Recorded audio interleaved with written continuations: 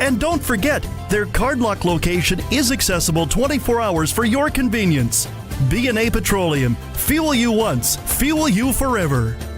Johnston's Logistics. That's the name for your truck freight forwarding needs. They offer you the best quotes in the industry on bulk hopper, deck, van, and reefer shipping within Canada and into the United States. Next time you're looking for a freight rate to haul grain or fertilizer, think Johnston's. Next time you're looking for a rate to move a piece of machinery, think Johnston's. Next time you're looking to move van or reefer cargo, you know the name, Johnston's. For a highly competitive quote, call 844-324-7778.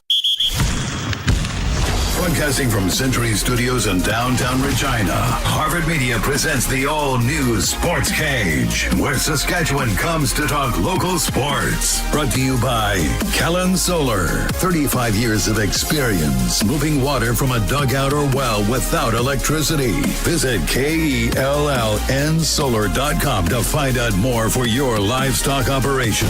Be a part of the show. Call 1-866-767-0620 or text 306-936-6262. The all-new Sportscage. Streaming at sportscage.com and on the radio at 620 CKRM.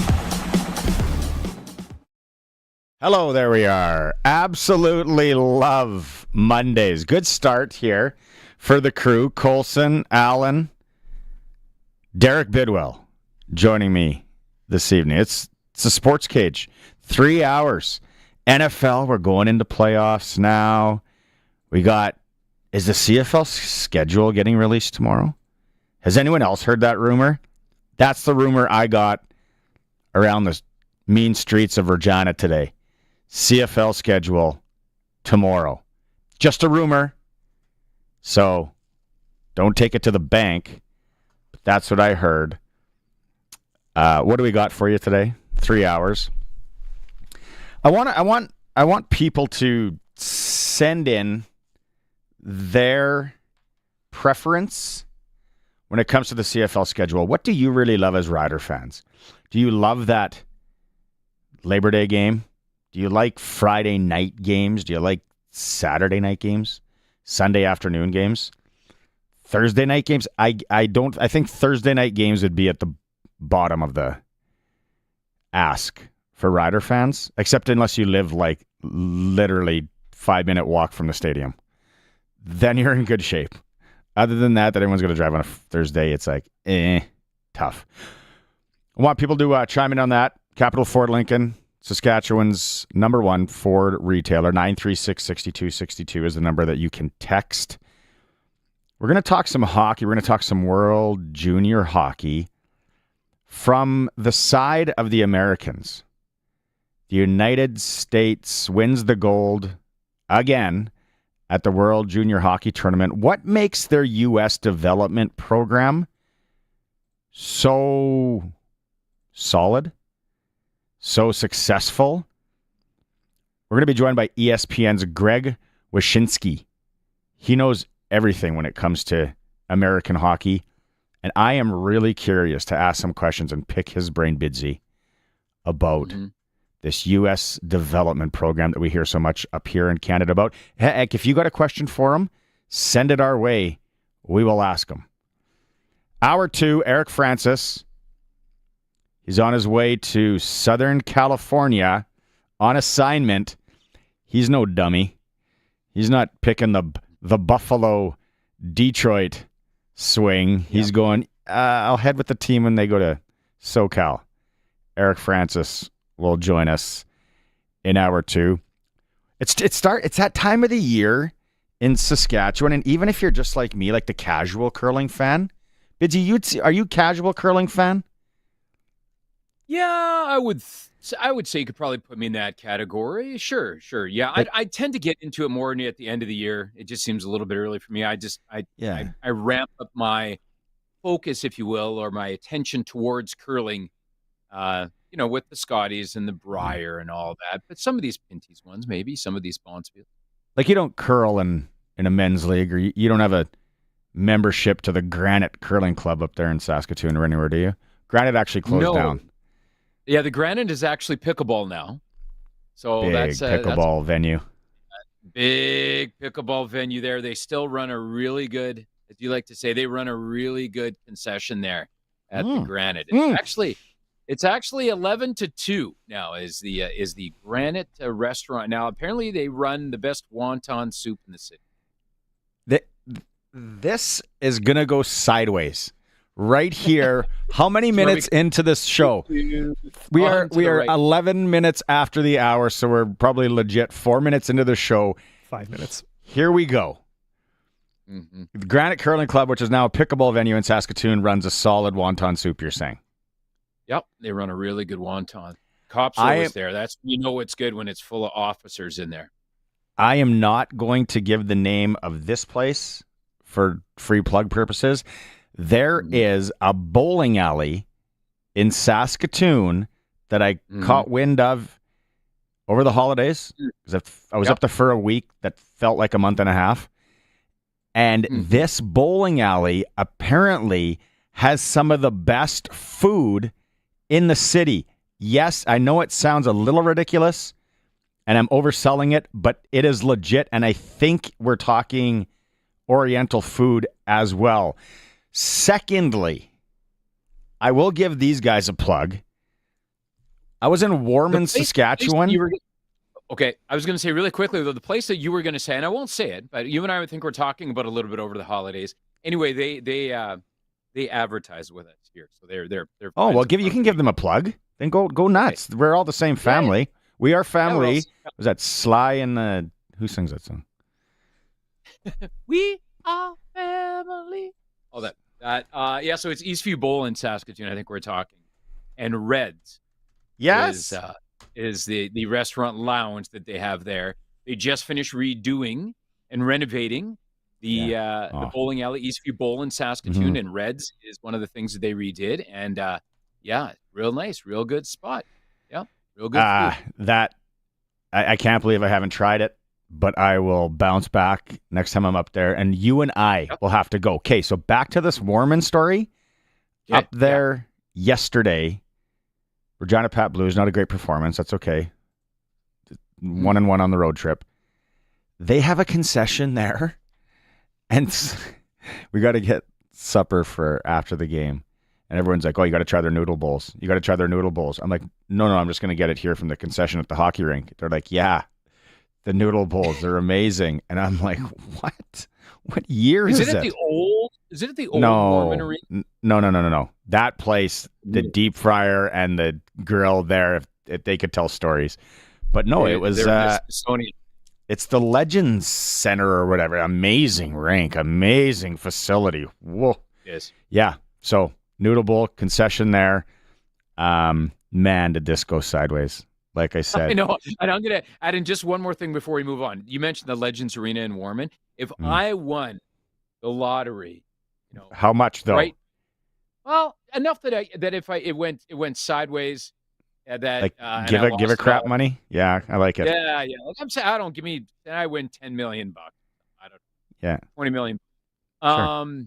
I would 1,000% put an SJHL team in that arena. I think it is the perfect size for it. I don't know if there's enough support there for it, maybe, but I love that arena. And if there was a spot for an SJHL team closer to Saskatoon, Warman being almost in Saskatoon, that's what I would. If Derek Bidwell won the lottery, he is looking at the SJHL, an SJHL franchise for entertainment. Some people would buy a golf course. Some people would move as fast to somewhere warm as possible. Other people would donate it to some, let's be honest, some would get donated. You would help out your relatives. I'm sure you'd still do that. But you're right up at the top of your list is purchase an SJHL franchise for Warman, Saskatchewan. It's up there. I don't know if it's right at the top, but it's what I thought about. I just thought that would be, I would like to own a sports team. Okay. And do all this crazy marketing, like minor league baseball, Saskatoon Berry stuff they did here was great. I would do all this fun type of marketing and thing. It would be a fun project.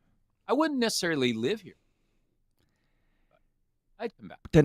Then why not purchase some sort of minor league team or junior team wherever you're going to live, so you can be hands-on. You could go into the locker room and be like, hey, there's the owner, Derek. We love him. Hey, like another 48-pack. He's got a noodle bowl. He's excited. He just had lunch. He had a noodle. You learn something about your buddies all the time, right? I learned today that if Bidsy wins the lottery, he's going SJ team in Warman. And by the way, I know there's a bunch of you out there right now swearing at me. I know it was Sister Sledge who sang "We Are Family." Fantastic song, and you're gonna be singing it all day now. It's an earworm. Jammed in there. Yeah, it's on rotate. Released March 18th, 1979. Title track, Sister Sledge breakout album, Celebrity, the Sister's Sister. We Are Family. Yeah, that was a good song. So, you guys want to break already? We're just getting into concession talk. Bowling alley concession talk on the all-new Sportscage. Yeah. Yeah, okay. We'll take a break because we got Greg Wyshynski coming by over the telephone. You got questions for him. What do you... I also want to know, like, what do you want for the Riders schedule if it gets released tomorrow? What do people in Saskatchewan, what do the Sportscage listeners want from a CFL schedule? I tell you right now, I'm a Friday night game guy, especially now that we do this show. And again, for how long this lasts, I have no idea. But as long as we do this show, I like the Friday night games because we get to do the show from the stadium for the most part. Mm-hmm. Unless I'm on holidays, which I desperately need. And being right there. I was just talking to somebody. I feel like I didn't have any holiday and I'm not complaining. Don't feel sorry for me. Yeah. But I went straight from work to work. And in the middle of there, I cleaned up everyone getting sick in the house. Yeah. I'm exhausted. And Dolores's temperature. Yeah. Dolores's basement carpet took a absolute beating over the holidays. Not good stuff. It is the all-new Sportscage. We are streaming at sportscage.com and on the mighty 620 CKRM.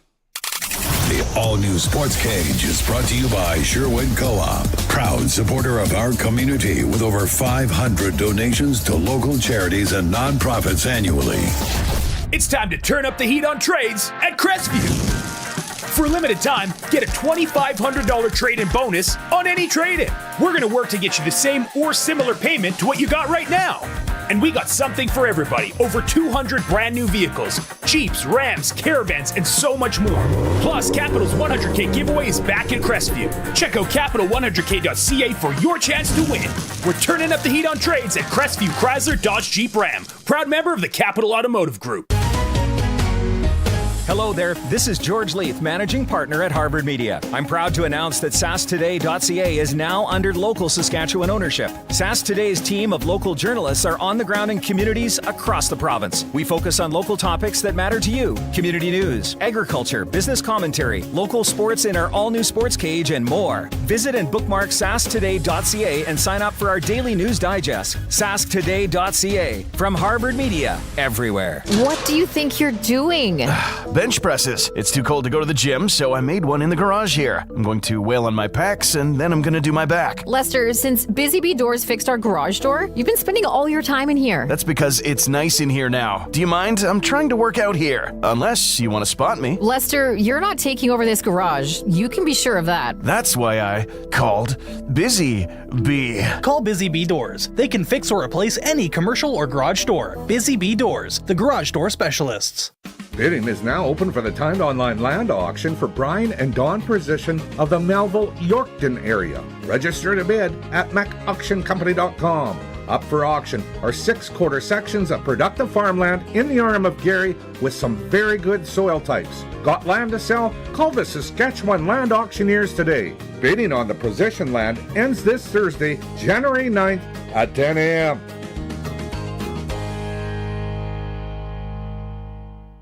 The all-new Sportscage. Watch our live stream at sportscage.com and on the radio at 620 CKRM. We are back on Mondays. It is for Kellen Solar in Lumsden, Saskatchewan. getting water from your dugout, wherever it needs to go, without electricity, visit the pros at Keln Solar if you got a livestock operation. It's Barney Shinkaruk, Derek Bidwell, Colson, Allen with you on this Monday. I don't know how many of you would have watched the World Juniors after Canada bowed out, lost to Czechia. There I go. I get it again. Czechia. Why do I add the N? What did you say? No need to add an N. That it's all this bowling and concession and wonton soup talk.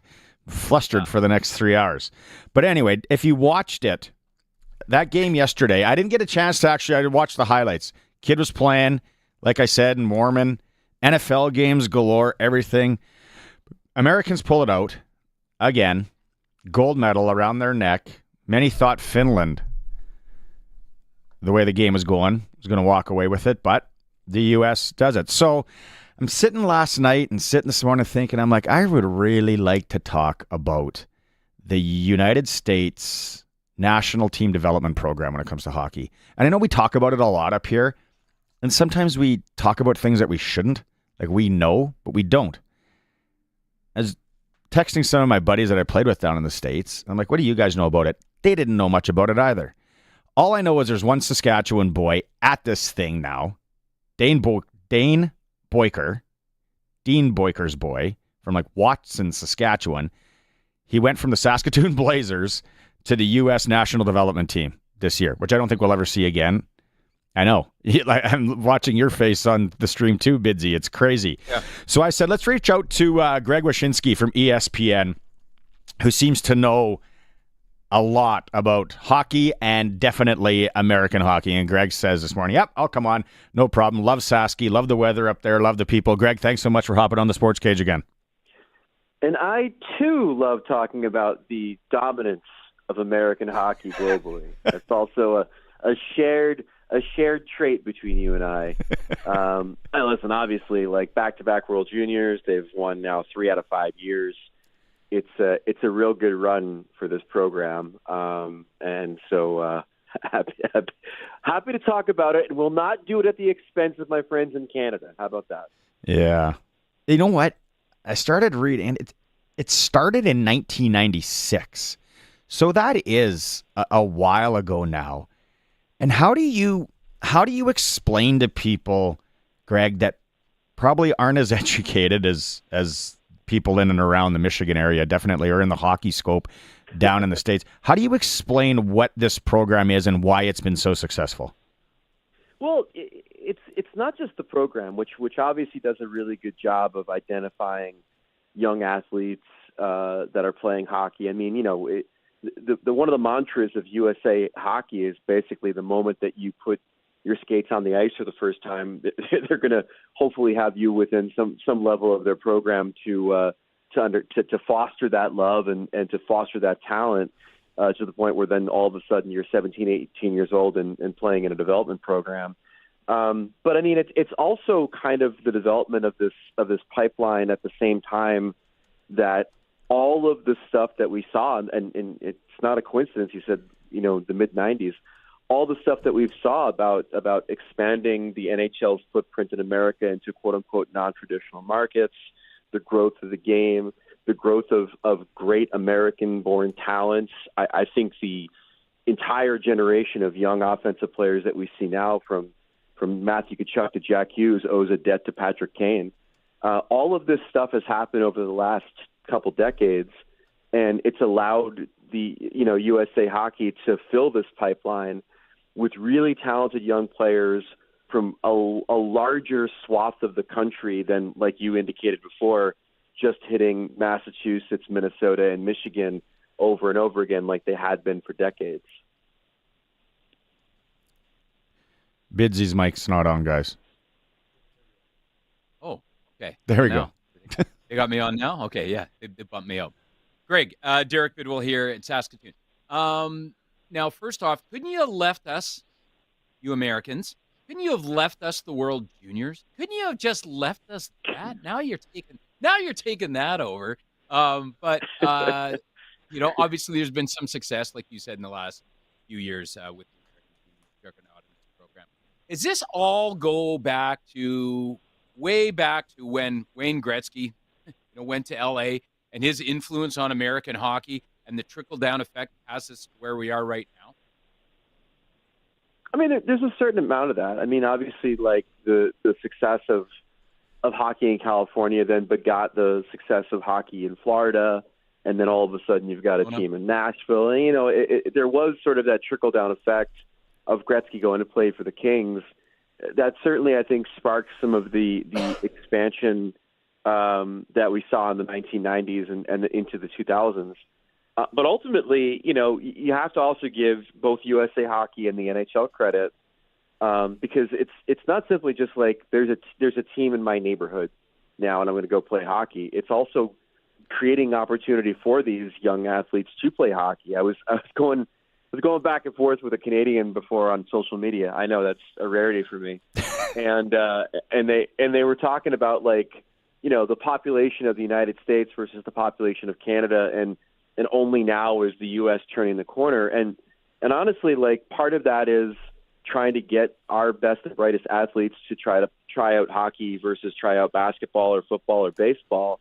But it's also climate. I mean, you have to create an infrastructure for hockey to thrive and create opportunities for, athletes to play at a somewhat elite level in a lot of places in this country that don't really have ice, right? So it's a lot of that infrastructure that's grown over the last 20 to 25 years, and all of it has sort of pointed to a greater number of our talented young athletes choosing to pick up a stick and try their hand at hockey and then falling in love with the sport.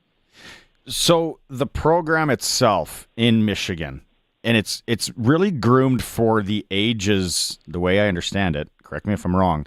So the World Junior team, a lot of these kids, if not all of them, would have been in this program like the last 3 years. Now they're off playing either Major Junior or they're playing NCAA. So they kind of grab this program and they have an under 17 and under 18 team in Michigan where they get billeted out, they live, they're together, they play together. I don't think they're in a league anymore. Correct me if I'm wrong. How do you talk about that program and what makes that work in Michigan? Yeah, no, that's exactly right. And so, the competition is kind of from within, amongst the elite players that are there. And, I think it's no different than when an NHL team wants to have its minor league team as close as possible geographically, right? You want all those players together. You want to be able to have your eyes on them at all times. And I think the centralization of the national team program in Michigan has really helped, them foster these young players and really kind of, make the training intensive and also make the training uniform. So it's not, a kid playing in California who's not necessarily getting the same sort of guidance and coaching as they would if they were just in the national development program. But then, like you said, the next step for most of these kids, it seems, is NCAA hockey, which, again, over the last 20 to 25 years has certainly grown in prominence. It's grown in competitiveness. And if you look at the roster of the World Junior team that just won for the U.S., I mean, you're seeing just a ton of kids that play in the NCAA, whether it's, Ryan Leonard from BC or Z Bouillem from Denver and so on and so forth. So it's really kind of come together where you have this pipeline on the development team program feeding into the NCAA. And then, we'll see what happens to the NCAA with this new rule that makes the major junior kids eligible. I don't think anybody really knows how it's going to shake out. But for now, it's been a pretty reliable pipeline for the Americans. Yeah, that will be interesting, Greg, to see how that part affects, of course, moving forward, the players playing in different American systems. So is this a system where these young players apply to be a part of, or are they going out and almost scouting to see who they want to be a part of it, or is it a little bit of both? From what I understand, it's an invitation-based thing, and don't quote me on that. I know I'm saying it on a major media platform, and don't quote me on that. It's kind of silly to say, but I haven't necessarily done the granular work to figure out the application process. But from what I gather, from what I remember in my coverage of the development program over the years, it is one of those deals where, they're identifying young players and they're inviting them to be part of the program. And then obviously over time, there's a weeding out process and all that stuff. They just kind of, identify the best and brightest and go from there. But, it's one of the best things about the growth of USA Hockey is that ability to kind of like go out to, the relationships they have obviously with the programs around the country. They know who to identify at a young age and keep an eye on. But it's also just their ability to now go throughout the United States into all these little pockets to find these really talented players that, in a different era and in a different growth size for USA Hockey might not have been identified otherwise. Greg Wyshynski joining us from ESPN here on the Sportscage. You called us a major media platform here. We did start the show by talking about wonton soup and noodle bowls at hockey rink concessions. So thanks for that. I want to talk a little bit, and I read this story on David Carl, who was coaching the World Junior team again to a gold medal. And his story is actually very interesting as he had to retire. I think it was back in 2008, before the NHL entry draft, and he was going to be a high pick because of a heart issue, an enlargement of the heart muscle. Then he goes into coaching, and that was one thing that I was reading a lot on social media as the tournament went on, and everyone was pointing the finger at the Canadian coaching staff and management staff and yada, yada, yada, just because that's what we do. And then everyone was talking about who's this young guy behind the bench of the U.S. team, and it seems like they, relate to him, and he just seems, and we don't know the inner workings. But Greg, how much do you know, and how cool is the story of David Carl? Yeah, it's an amazing story, like you said. I mean, just that awesome second chapter for a player that for whatever reason, and in this case it was health, couldn't make it to the show. I mean, to have this level of success in your second chapter of hockey life is amazing. I will, by the way, put the blame on coaching and management in Canada. It was a disaster on both fronts, and I could see why they're casting a jealous eye at the Americans. But Carl was there for all three of these wins. He's won national championships with Denver.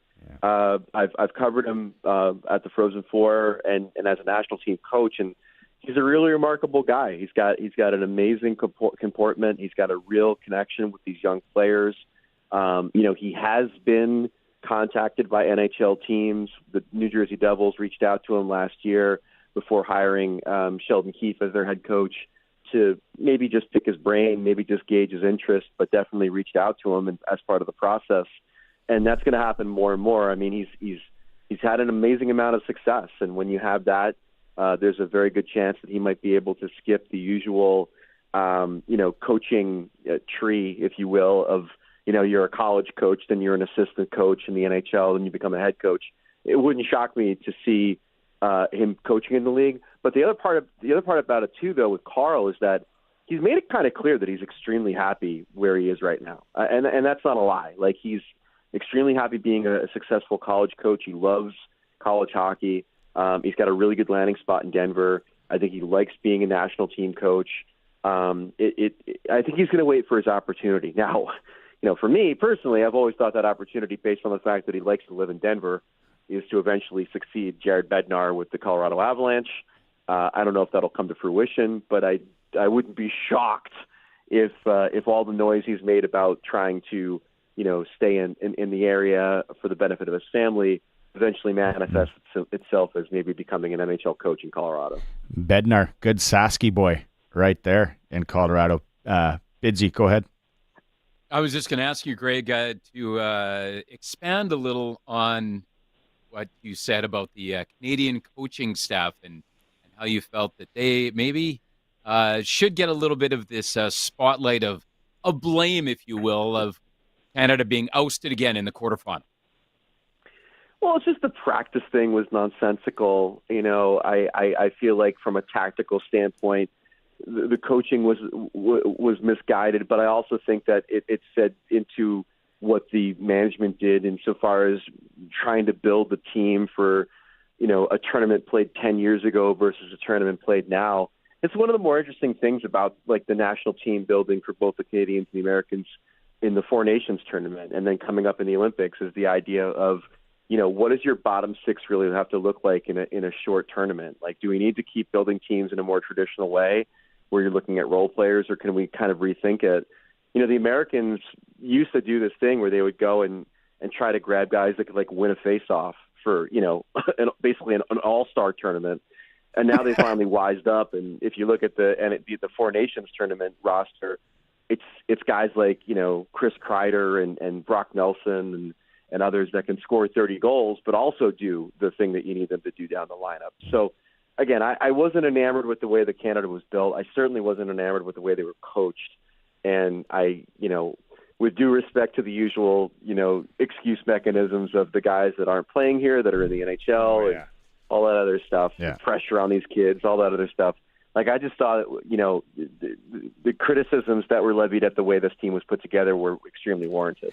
It's funny because we got a text message in on the Capital Ford Lincoln text line. One of the text message was the way that Canadians that were wired a lot of times. I don't say we, because I don't put myself in that boat where it's like, well, we could have had two teams at this thing. It's like, yeah, you know what though? No one cares. And that's not how it works. I said, you don't need 2,000 kids that are good at hockey anymore at that age. You need 30. Look at Latvia, right? You just need a small group. The other thing, Greg, and I don't know what your take is on this as an American, but I also feel, and I said this to my buddies from down there that we were chatting together, and I said, we can't scare anybody anymore. You can't intimidate teams by running them through the boards. Like, that hockey is gone. The game has changed so much. Like, if you hit anyone, you're getting a hit to the head or you're getting a major penalty. So that is the problem, because at this tournament, we would watch Canada just Dion Phaneuf and Jordan Tutu and run around and hammer everybody. Those days are long gone. Yeah, and you also have teams like Czechia that can also take a punch. Like they're giving it as much as they're getting it now these days too. And the intimidation goes beyond the physicality. I mean, there also was that air of superiority that surrounded every Canadian team. And obviously in World Juniors, I don't think it's necessarily there anymore. I don't think the minute they step on the ice, the other team is cowering anymore. I think those days are done, especially with the way that other nations have caught up to Canada. I'm interested to see exactly what happens in the international play between the U.S. and Canada at Four Nations and the Olympics, because I do think in the past, when the Canadians step on the ice and it's, you see the uniform and you see Sidney Crosby and you say to yourself, how are we going to beat this team? There was certainly a lot of that, I think, for the U.S.-Canada rivalry in the past, and probably for other teams as well. And now that the Americans have at least some of the offensive weaponry that you need to really hang with a power like Canada, be it the Tkachuk brothers or the Hughes brothers or Austin Matthews and Jack Eichel, like, it is going to be interesting to see exactly how sturdy the American spine is, let's say, when they step on the ice and look across and it's Sid and McDavid and all that. Like, I think other versions of this team would have completely just turned to jelly. And I do wonder if the Americans kind of have more of a stiff upper lip about their chances in a game against Canada, because they finally have this generation of players that can maybe stand toe-to-toe with what Canada puts out there. It's funny you mentioned that, because on the bus ride from Kindersley to Saskatoon with a Bantam hockey team, we watched the 2010 Golden game between Americans, and that was such an intense hockey game, and the Americans were not backing down when they came down in that one. So yeah, it's going to be really interesting what happens in the Four Nations, and of course in Italy, and I'm sure we'll be able to chat with you as that gets closer. Are you going to be in Montreal for game one by chance of the Four Nations? I actually just sent out a couple weeks ago that I'm not. We have a large staff here at ESPN, so a couple of other reporters will be covering that, but I'm going to cover all the games in Boston, which hopefully ends with the U.S. and Canada getting around too for the championship this time. But I'll be watching. My colleague Arda Okal and I have a live post-game show after the USA-Canada game that we'll be hosting. So It's going to be great, man. I really hope it's going to. I mean, I tend to believe, and I've been saying this for weeks, that when we talk about the casual sports fan in the U.S., and what resonates with them with regard to hockey, there's like three things. It's like the Stanley Cup, Wayne Gretzky, and USA-Canada rivalry. And so my hope is that when they do meet at Bell Center, and the hype is there that it's going to become a real moment here in the States to have people tune in to watch a game that has been several years in the making, as all these young guys have come into the league and we haven't had the Olympics and all this other stuff. Like, I really can't wait for the game. I think it's going to be fantastic. I think it is too. I think it's going to be awesome. Greg, always a pleasure. Thanks so much for making some time today. And then I think I'm going to reach out. We'll have to catch up right before the Four Nations and chat about that a bit. Yeah, for sure. Anytime. Thanks for having me. Right on. From ESPN, senior writer Greg Wyshynski joining us here on the Sports Cage. Good insight there to the old American team, the American machine. We can start calling them that now. You brought up a good point. Yeah. It's like, we used to have junior hockey. It used to be ours. Not so much. Not even a medal again. No, guys, you had to go and take that from us as well. It's like a rash. Kind of hard thing now, yeah. Now they got it. But like Arash Madani, we got him on tomorrow, like we talked about. Canada is now excelling in soccer, in basketball, in those different sports. So, hey, it's the way it's all working. And if you're a firm believer in numbers, in the old numbers game, then the bigger countries are bound to get better. We talked about curling last week, and it's like how the Koreans are unbelievable at curling, and China's coming on in women's curling. Like, it's just more it's numbers. There's more of them. You times us by 10, and you got the American. And the other thing about American hockey is until you go there and you like live there and immerse to it, your Canadian cockiness goes away quick, because these Boston kids, these Detroit kids, the Philadelphia kids, Alaska, Michigan, Minnesota, all that, they are as good, and as the Boston kids are as hard-nosed as anybody from up here. And then now you're adding the Dallas kids and the California kids. Dustin Wolf, Arizona, Austin Matthews. That's the numbers game. Mm-hmm. Yeah. And we're going to go on down a different, this is a debate for another day, but the curling thing, you talk about, okay, there's all these, curling powerhouses and solid curling teams from South Korea, China, and there's Ireland. And, well, part of that, though, is because we've allowed them and invited them to Canada to play in our Pinties tournaments and these other different types of tournaments. Yeah. To train here, play against the best, which is us still, I believe. And that's really brought up their game, though, because they now are training and competing against the best, and that's brought up their best rates as well. But yes, we're no longer just this Canada hockey we dominate anymore. It's a much broader scope, which is great for the game internationally. But it's not the same, and it's not the same type of game as you mentioned, where when it was more physical, maybe more of a clutch and grab and a physical type of game hockey was. Maybe we could, because maybe we were bigger and tougher. But as you said, it's a different game now, and plus these Boston kids and kids from certain areas, they're not pushovers anymore either. And I have actually brought this up really quickly too. When we lost to Latvia, I said to my dad, "How big is Latvia? Like, what? Where is Latvia? I don't even." I mean, my dad brought out the globe from the den, the spinning globe, and he pointed it to me. There, it's way up there. It's only this big. It's very small. Like, you guys went on how big it is on a globe. You didn't punch in Google population. No, we're going off the size it is on the globe. What is that? Get out the ruler. My dad brought out the globe, so we went with that. But Latvia's not that big. But like you said, they just needed 30 guys with heart. They didn't need 2,000. Huh.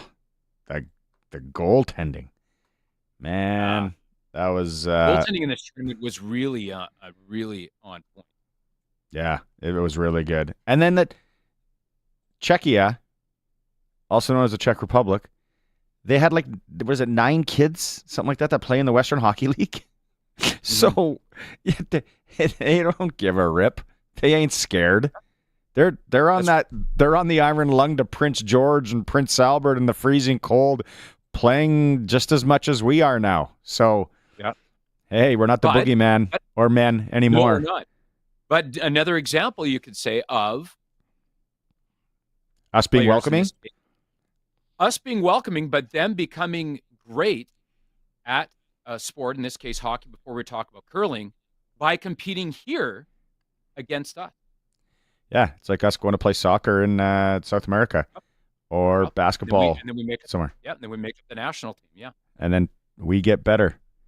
Man, there's part of me wants to spend the next, what do we got left, 2 hours talking about politics, but we can't on the show. We shouldn't.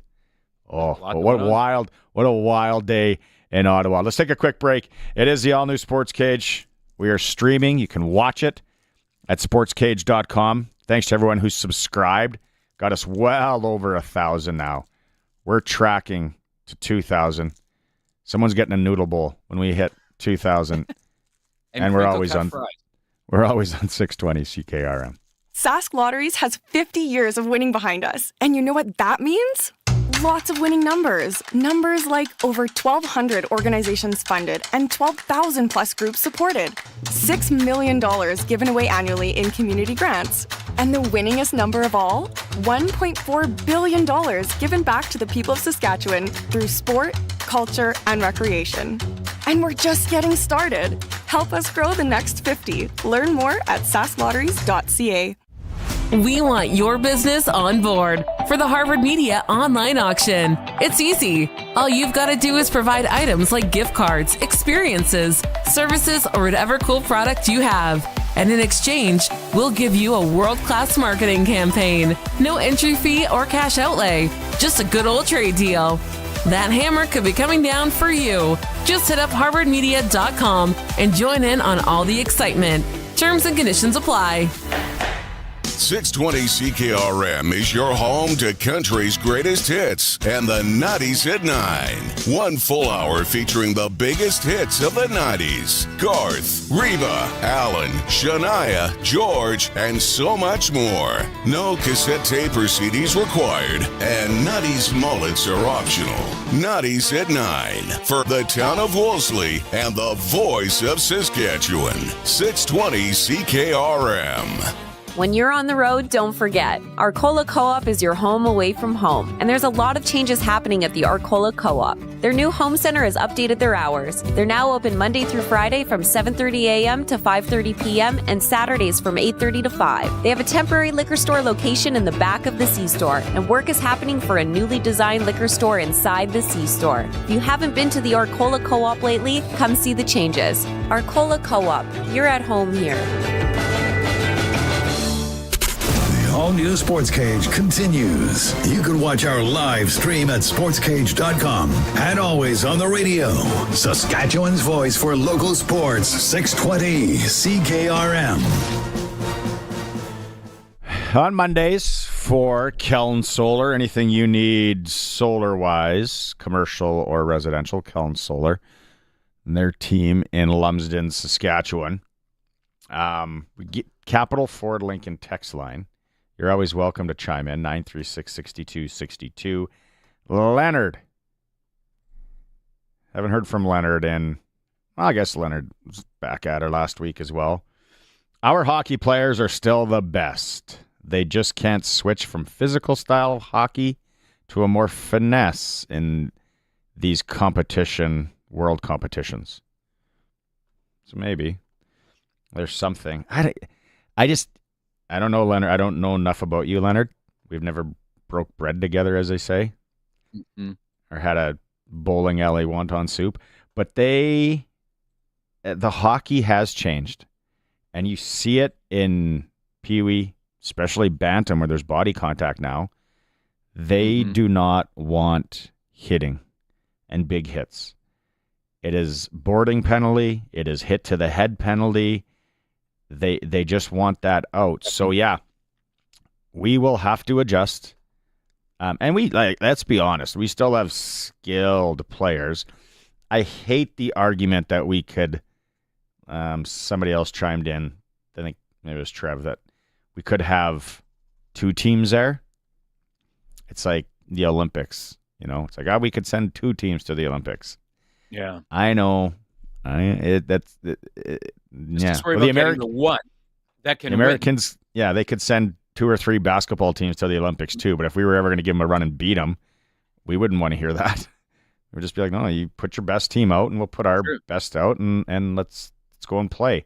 So, and there's a lot to unpack, and it was disappointing for Canada. It was more, the better word would be embarrassing for Canadian hockey. Yeah, I mean, I hate to throw that word out there when you're. I use it a lot. These young fellas. Well, so you've used it to describe this a lot. Yeah, disappointing for sure, 100%. Maybe a bit embarrassing. Like, it's quarterfinals, man. Right? Like, we had ousted in the quarterfinals 2 years in a row. We're not even playing for a medal. We're not even playing for a medal. Like, we are that minor team that lost out Saturday afternoon, and we still have hotels booked because we thought we were playing till Sunday, and now the parents are scrambling. Are we going to keep these rooms? What time was checkout? Can I just pay for half of a day so we can get back home? It's like, no, you're pot committed because you were supposed to play until Sunday. And so now it's the water slide day. Parents are going to go get buckled in the hospitality room, which we hope we still have. And the kids can hit the slides. And it was just a big waste of money because we lost out too early.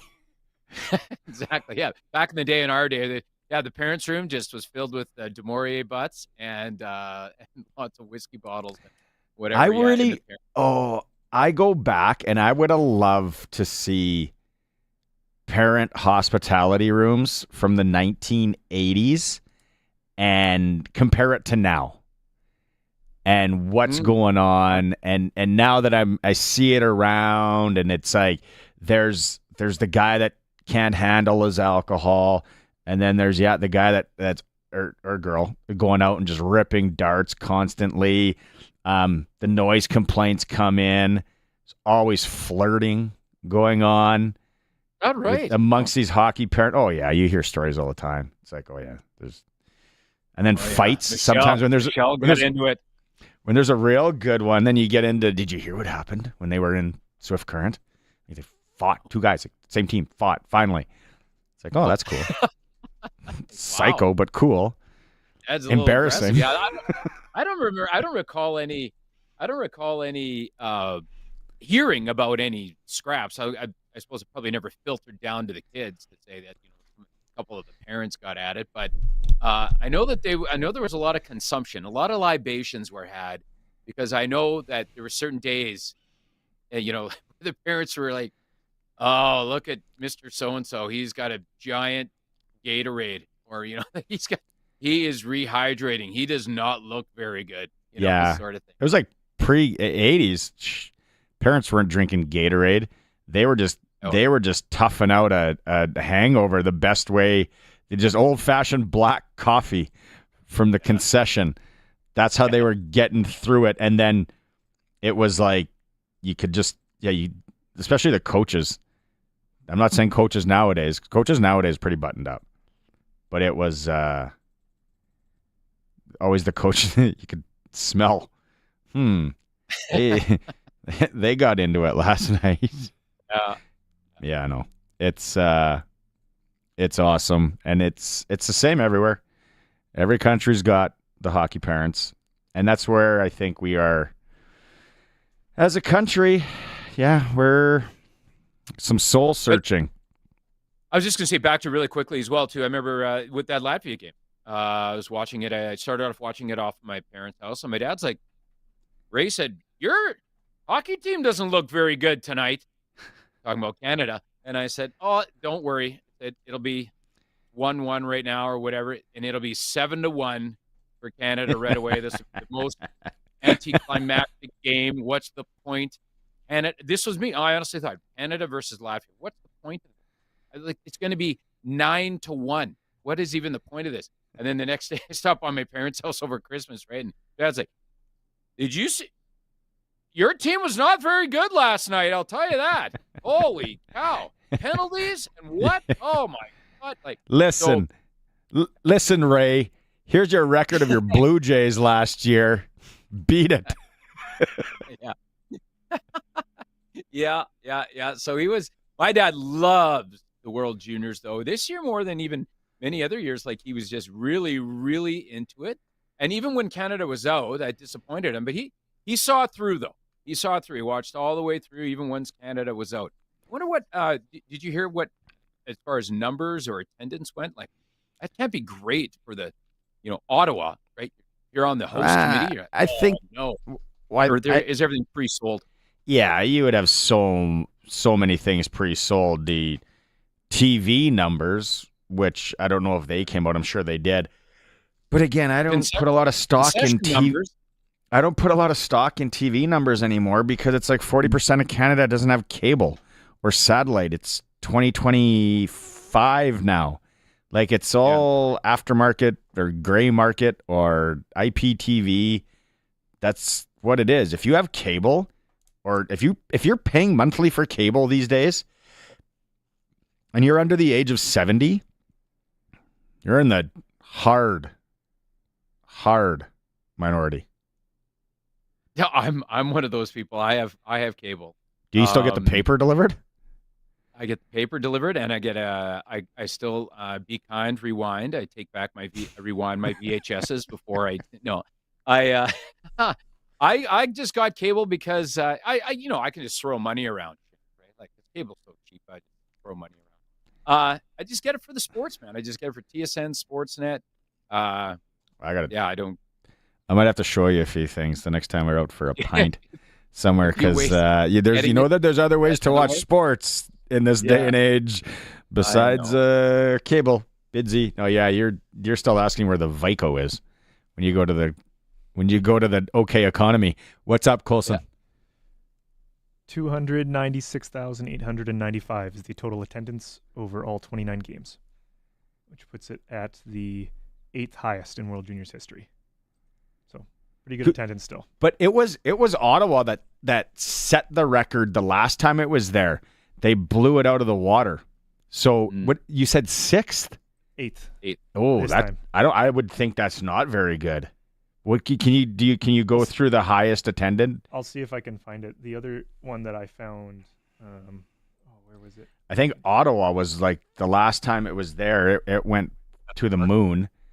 It's always got to be in Canada, right? Because you're not going to, like Gothenburg, Sweden last year. Like I know, talked to a couple people that went there, and shout out Kurt Kinnischuk, and we even talked to him on the program here, and it was awesome. It was cool, and it was well represented. But it ain't like, because we're crazy for it here. It's junior hockey. Like I'm curious next year in Minneapolis how it looks. Live Sportscage, obviously. Sportscage on the road.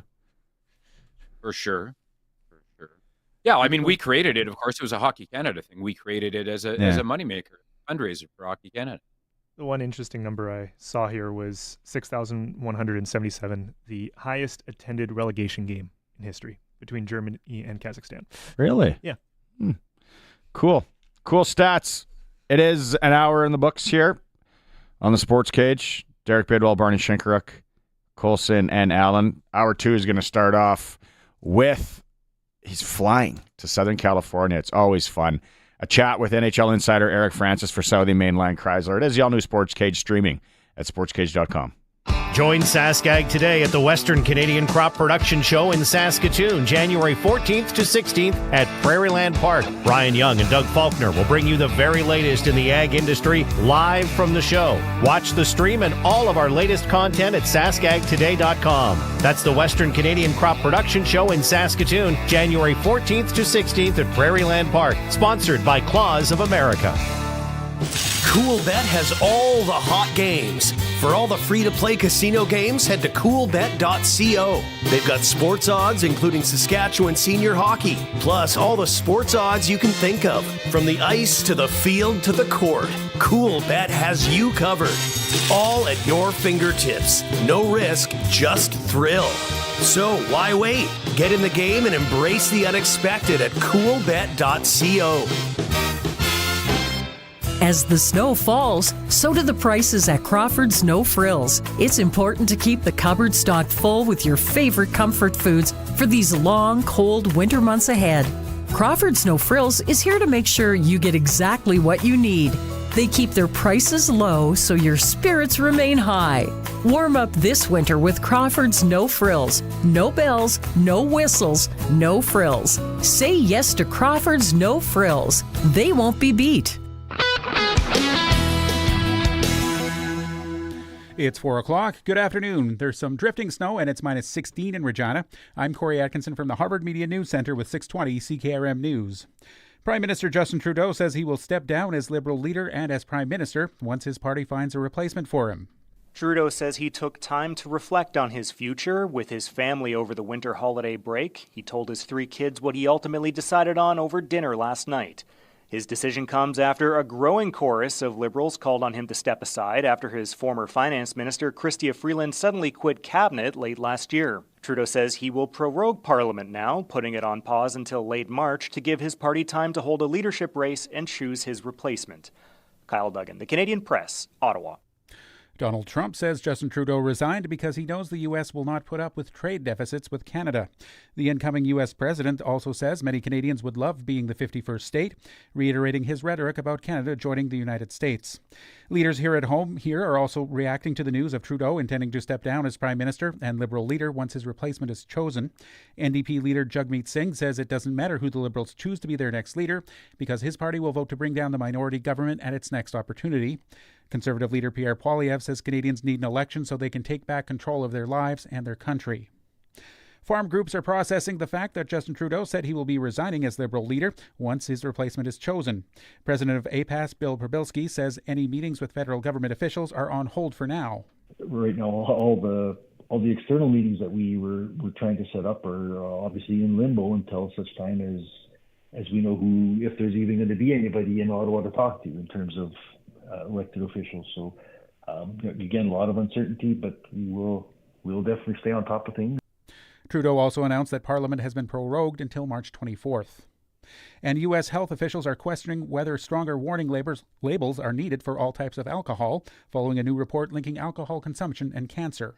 Abstaining from alcohol for a month seems like a good idea, but Dr. Elizabeth Coleman, a medical oncologist at NYU Langone Health, isn't convinced it's the best way to keep a check on your drinking. My concern about Try January is what happens February 1st. We need to be honest about the lifestyle changes we can realistically make.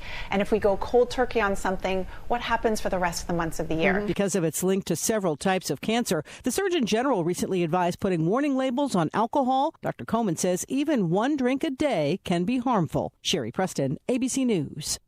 That's your 620 CKRM News. Read more stories from around your community and around the province at sasktoday.ca and 620ckrm.com. Your weather is next.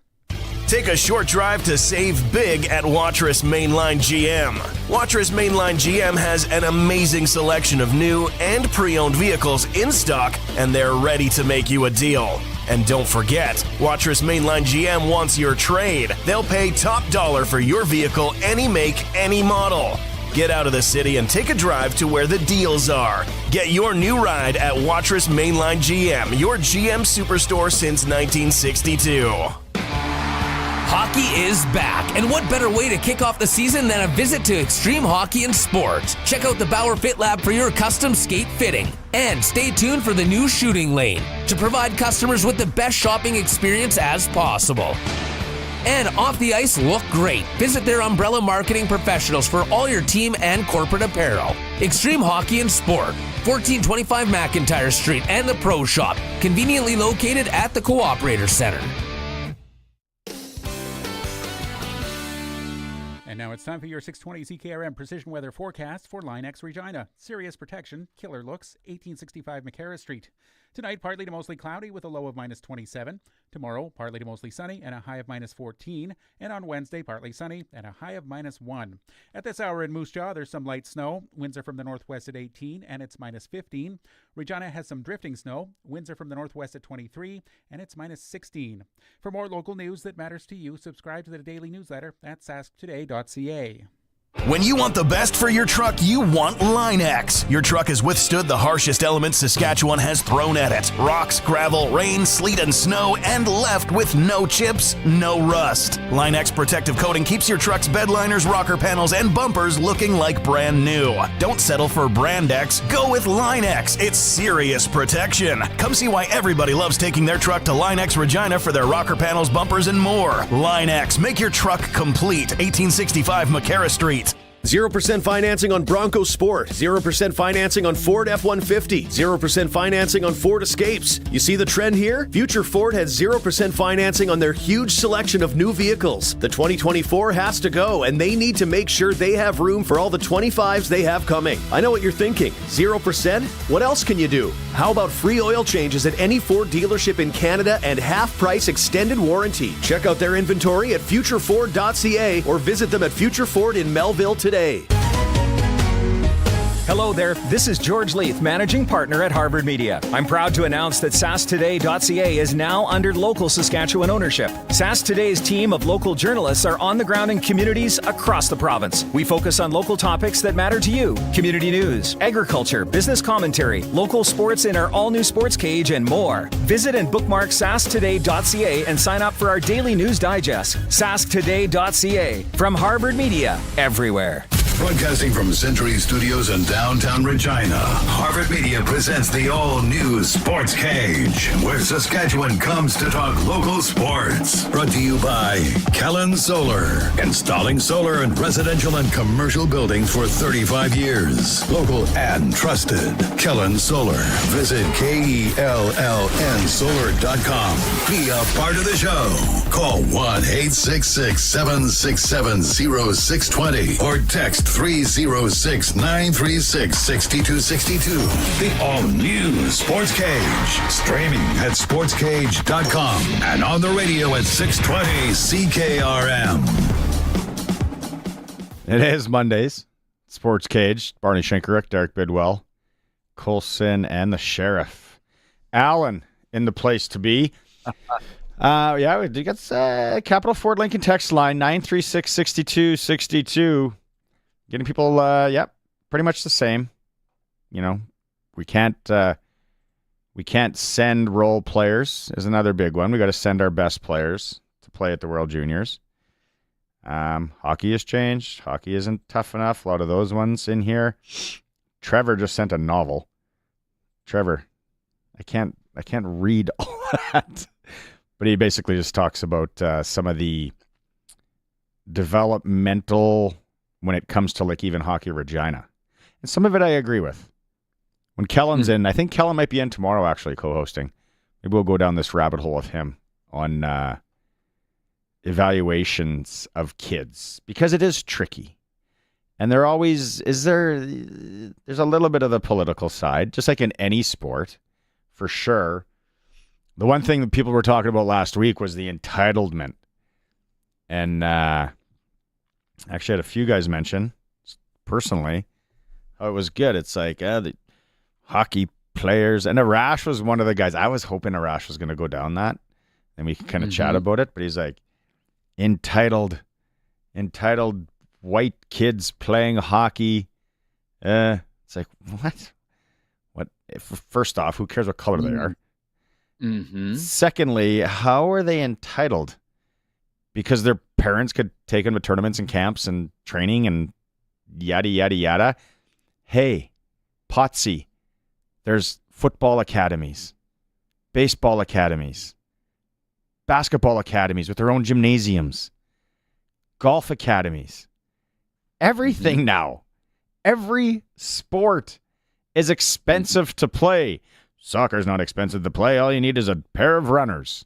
Yeah, okay, go show me runner kid that's playing at a high level now at FC Regina or whatever they're called in the indoors. Yeah. No, don't lie to yourself. It's not 1980. It's 2025. Every sport is expensive. Every activity. You ever heard about a dance? If you want to put your kids in dance, how much that is? Cheer. Put them in cheer. See how much. Cheer's another one. I can speak about that. Were you in cheer? I was in. No.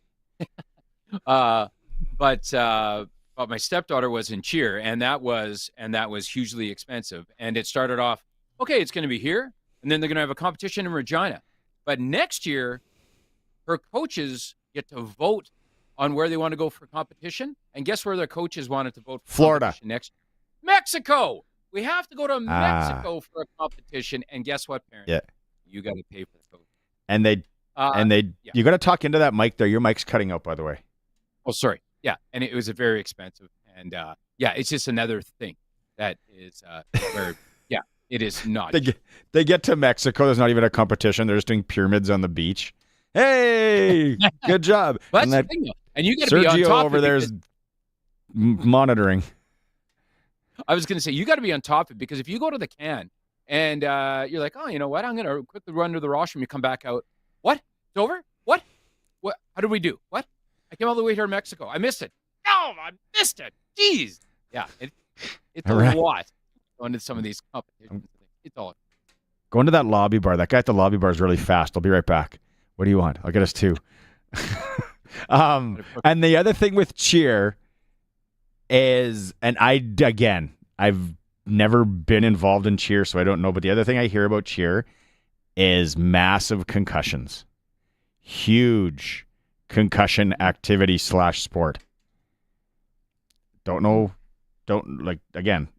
I've heard that, possibly read that somewhere.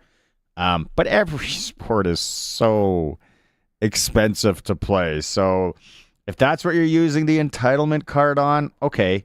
And then it's like the other thing last week where it was basically like these kids have never had anyone say no to them. That one guy, that's the Fonz that I wanted to go after on social media. My buddy sent it to me. He was like, these kids no one's ever said no to them. All that is, for starters, is a ripoff of the Colin Cowherd rant from ESPN that he always uses about kids in college football, like the really quality college football quarterbacks and stuff, or basketball even. Yeah, they haven't had a lot of people say no to them, but they're still unbelievable athletes. It's not like they're there just because. Secondly, if you start talking to the Hockey Saskatchewan guys about the U15 team that'll play for the WHL Cup, and they just had the second tryout now, and then the next one is in February in Balgoni, which is supposed to be some of the best hockey to watch around these parts. And then they take 30. So these are the second-year Bantam kids. They take 30, and they kind of train, and they get together over the summer. And then they pick the team late in, I want to say it's like early fall next year. But that's where the Hockey Canada high performance model starts with this, because they give them training regimens, the dieting, a lot of hockey IQ stuff. There is so much to it than just saying, all right, Jimmy, you're going to play hockey and you're going to this tournament, you're going to this camp. And, oh, look, he made it. He made it. Yeah, no, that doesn't happen anymore. Good luck. Go to fantasy world. Yeah, no. Any sport. It's like, yeah, no, he never played football until grade 12, played 1 year in high school, and now he's in the NFL. Yeah, okay. I know. And there's unfortunate that there aren't stories like that, very much anymore. Remember Ed Jovanovski? I always felt this was a great story. Ed Jovanovski, of course, ex-NHL player, went first overall in the NHL draft, whenever that was. I can't remember what year that was, but early 90s. Ed Jovanovski started, I would say early 90s. Ed Jovanovski started playing hockey when he was 11. He started playing hockey when he was 11. That's the first time he was on an organized team. He was 11 years old, and then he turns 18. He's a first overall pick, number 1 pick in the draft. Stuff like that, it's just not the case very much anymore. You're not hearing stories like that. They have to, now they're all getting invited to or part of these teams, and it's expensive. And it is how that these kids are brought up now and are eventually not cultivated, but they're grown into these amazing athletes that make it to the next level or the professional level. It just starts earlier, and it's just expensive. And there's just not a lot of stories of somebody just having natural athleticism and just making it.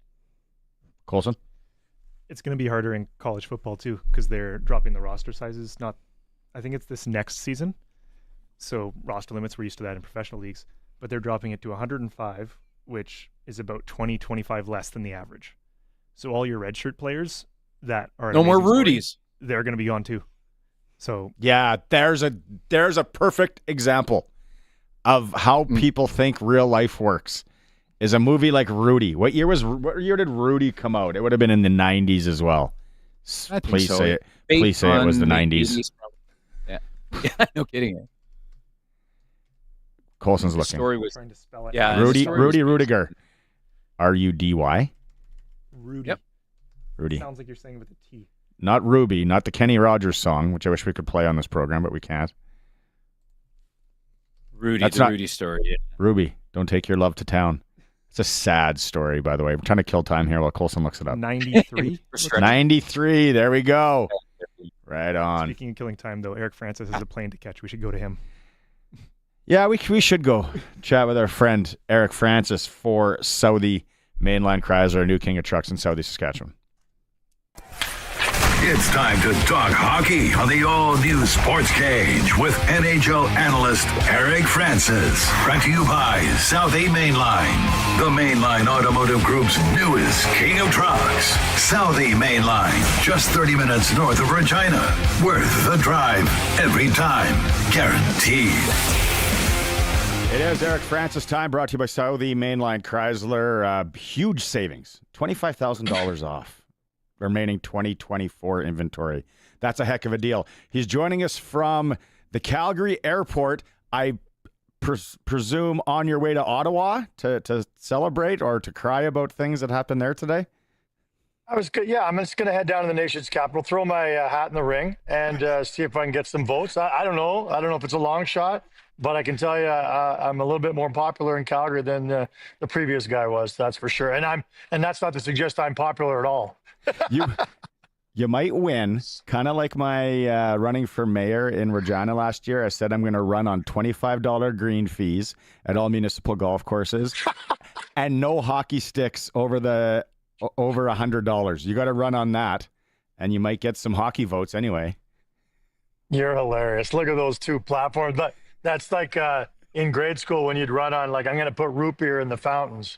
You know, these are impossible dreams. But hey, Trump got in by lying about everything. So you know what? Why don't we? You're going to California to watch hockey. I want to go back because I haven't talked to you face to face since the Max tournament wrapped up, also known as the Circle K. You got a chance to watch young Maddox Schultz, who we have here in Regina. I presume a lot of Pat Canadian games starting this week are going to be fairly full for $10 now that his name's been out there. Eric, it was his coming out party, and you were at that game, and you were one of the national reporters that talked about this kid.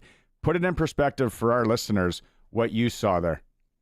You know, okay, so that's interesting you asked. Put in perspective. So 2 years ago at the Circle K tournament, a kid named Gavin McKenna was, you know, the underage star of the tournament. Last year, it was Landon DuPont, I'd be stunned if he doesn't go first overall when he's eligible.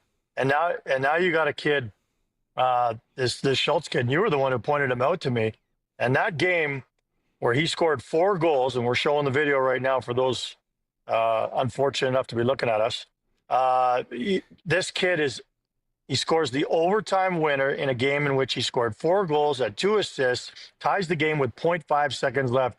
That's a game that will be talked about in this city for decades. When it comes to the Circle K tournament, those people who are in that world and fill that rink every game like we do, they will never forget that game. I had people coming up to me days later, and here's the ultimate testament just how powerful it is when you've got a kid who's got this special aura around him or has a special game like that in particular.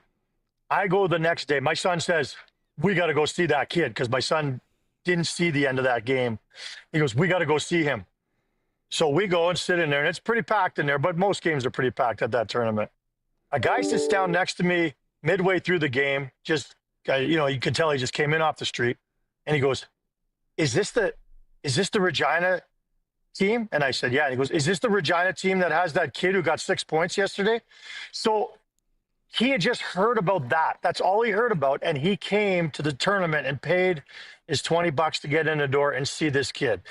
That is testament to you calling it his coming out party. People from Calgary who never heard of him and still may not know his name, but they know that this kid from Regina did that. It was amazing. He was named tournament MVP, and he joins a list of guys like Connor Zary, Michael Backlund. I could go through a whole list of NHLers who were MVPs of this tournament, Zach Parise, and that's a pretty nice little feather in his cap. It's the interview that we had with him on the Monday Nooner podcast and here on the Sportscage. Timing couldn't have been better, and that's what people are messaging. And just because you know how when you have podcasts and you have you can see the views around the world. And I told his dad, I'm like they're legit views everywhere around the world watching this now podcast and interview that we did on this kid. So that timing couldn't have been better for us. The crazy thing to think, Eric, is there is a chance that he plays in this tournament again next year. I got the feeling he's going to exhaust the 34 game rule that they came out with in the Western Hockey League and not go exceptional. That's just me thinking out loud. He could play in this thing again. And I don't know what the records are on a lot of things, but that would be interesting to see. Well, no one's touching Zach Parise's record. He had something like, I don't remember the numbers, but he played in the tournament a couple of years and put up something like 40 points, with Shattuck. But it's not fair. He's with Shattuck. He's playing with superstars. I sat next to a guy one of the days of the tournament after from the Western Hockey League. He's an executive who's been there for a lot of years. And he said he was the one who told me about that 34-game rule that you were talking about. If a kid plays a full year as a 14-year-old, he can then play a half a year in the WHL. That was news to a lot of people who I was talking to about that. But a lot of people were scratching their heads saying, why isn't this kid applying for exceptional status? And maybe he wasn't thinking of it before. I know he's leading your Saskatchewan league there by 8 points last I saw. But maybe it's a tournament like this where he did open so many eyes and more people are going to say to him, dude, you might have thought it was a little over the top for you to apply for that. But now I think it's pretty clear you probably should. Either way, I agree with you. He'll play at least half a year next year in the dub. And there's a very good chance that whatever dub team he goes to would say to him, look, of these 34 games, we're going to spread them out in a certain way. We want to send you back to a tournament like the Circle K where you can continue to get your feet under you, get confidence and shine and improve yourself. So I think you're right. He might have a very good chance of being back there.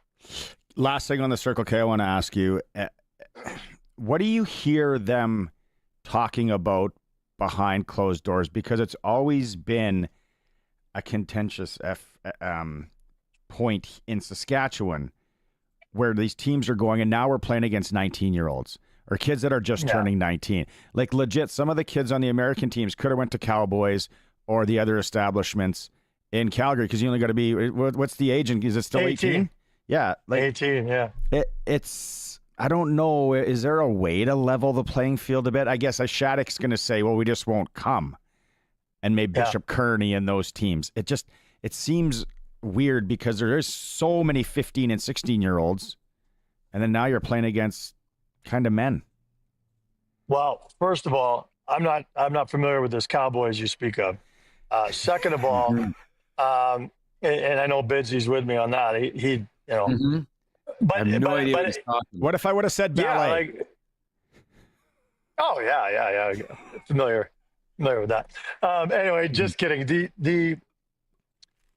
Here's the thing. The Shattuck St. Mary's won it. They've never, as a matter of fact, I don't think they've ever lost a game and if they have lost a game, it didn't matter because they ended up winning the tournament. They've won the tournament every year they've come to Calgary. And,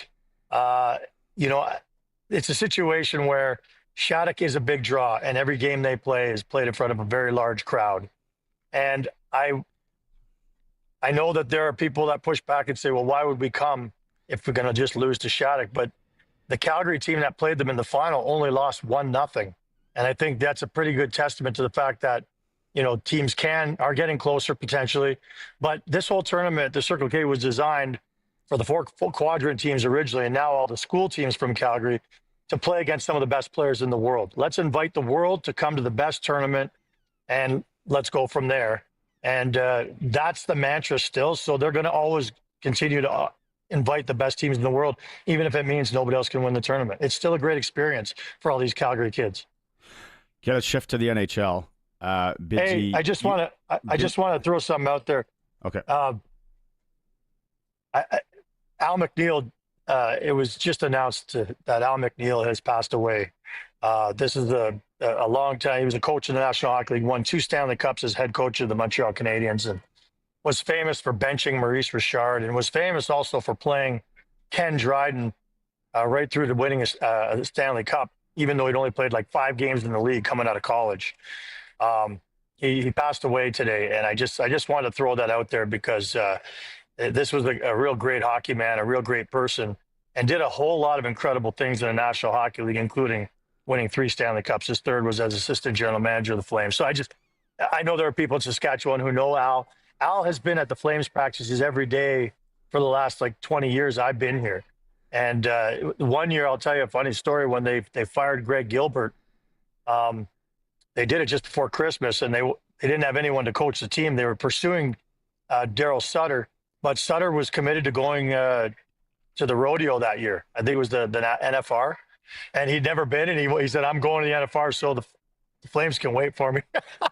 So wow. Al McNeil coached the team until Daryl was ready to join the team. So he was willing to take on any role, and he played every role, and he played for 4 of the 6 original 6 teams in the league. So, condolences to his family, but also hats off to a great hockey man.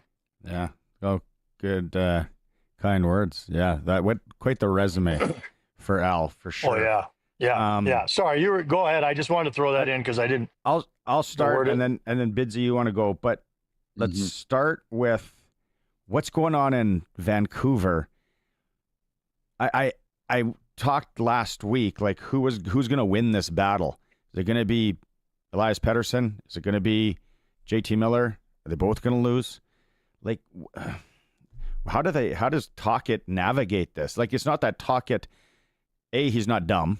He's as tough as nails. He knows how to run a bench. Obviously, you saw what they did last year. How do they get out of this circus ring? You win games. I think Tocchet said it this morning too. You fill the net and you win games, and then all this stuff goes away. And I don't know if all this stuff is ever going to go away in Vancouver. It's such a cesspool with that fan base they've got there, and the media plays a role in it too, no question. But you know what? Pettersson is a game time decision tonight. He practiced this morning in Montreal. He had a good interview this morning with Sportscage and talked about how, he admits he hasn't played great. He's got to play better. There's expectations. He's the 5th highest paid player in the National Hockey League. He doesn't even have a point a game this year. So it's been an abysmal season for him, and all these rumors and everything just compounds the issue. Now he's hurt, coming back from an injury. Like, it's such a mess. It's hard to see a way through all this, to me, for Vancouver. And now Demko's got back spasms. Like, it's a never ending saga in Vancouver. I don't see how they cut through all this, because it's always one thing. If it's not one, it's another. And then I don't think the GM handled it all that well when he basically said, yeah, we're looking around, seeing what might be a fit out there for our 2 biggest and best players outside of Quinn Hughes. I think it's an absolute mess. And, take it from someone who watched in Calgary where there was so much drama last year. It really does affect your room, and it's different because Calgary wasn't a contender last year. But, when you've got all this drama and all this chatter, and New York's no different, it does affect the room. And no matter how you think they're going to get out of it, sometimes you just can't. For an entire season, you're just wrecked. And I wonder if that's where the Vancouver Canucks are.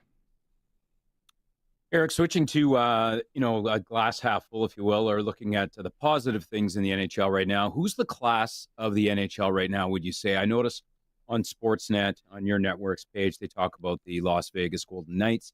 I know a lot of people are talking about the Winnipeg Jets maybe at the start of the year. Right now, as we roll into the 2025 year here on this day, who's the class of the NHL do you feel right now? Yeah, I can't think of a more daunting team to have to play than Vegas. If they're not the best team in the league, they're right up there. So I'd answer by saying Vegas. I agree with my colleagues, but mostly because they've done it before.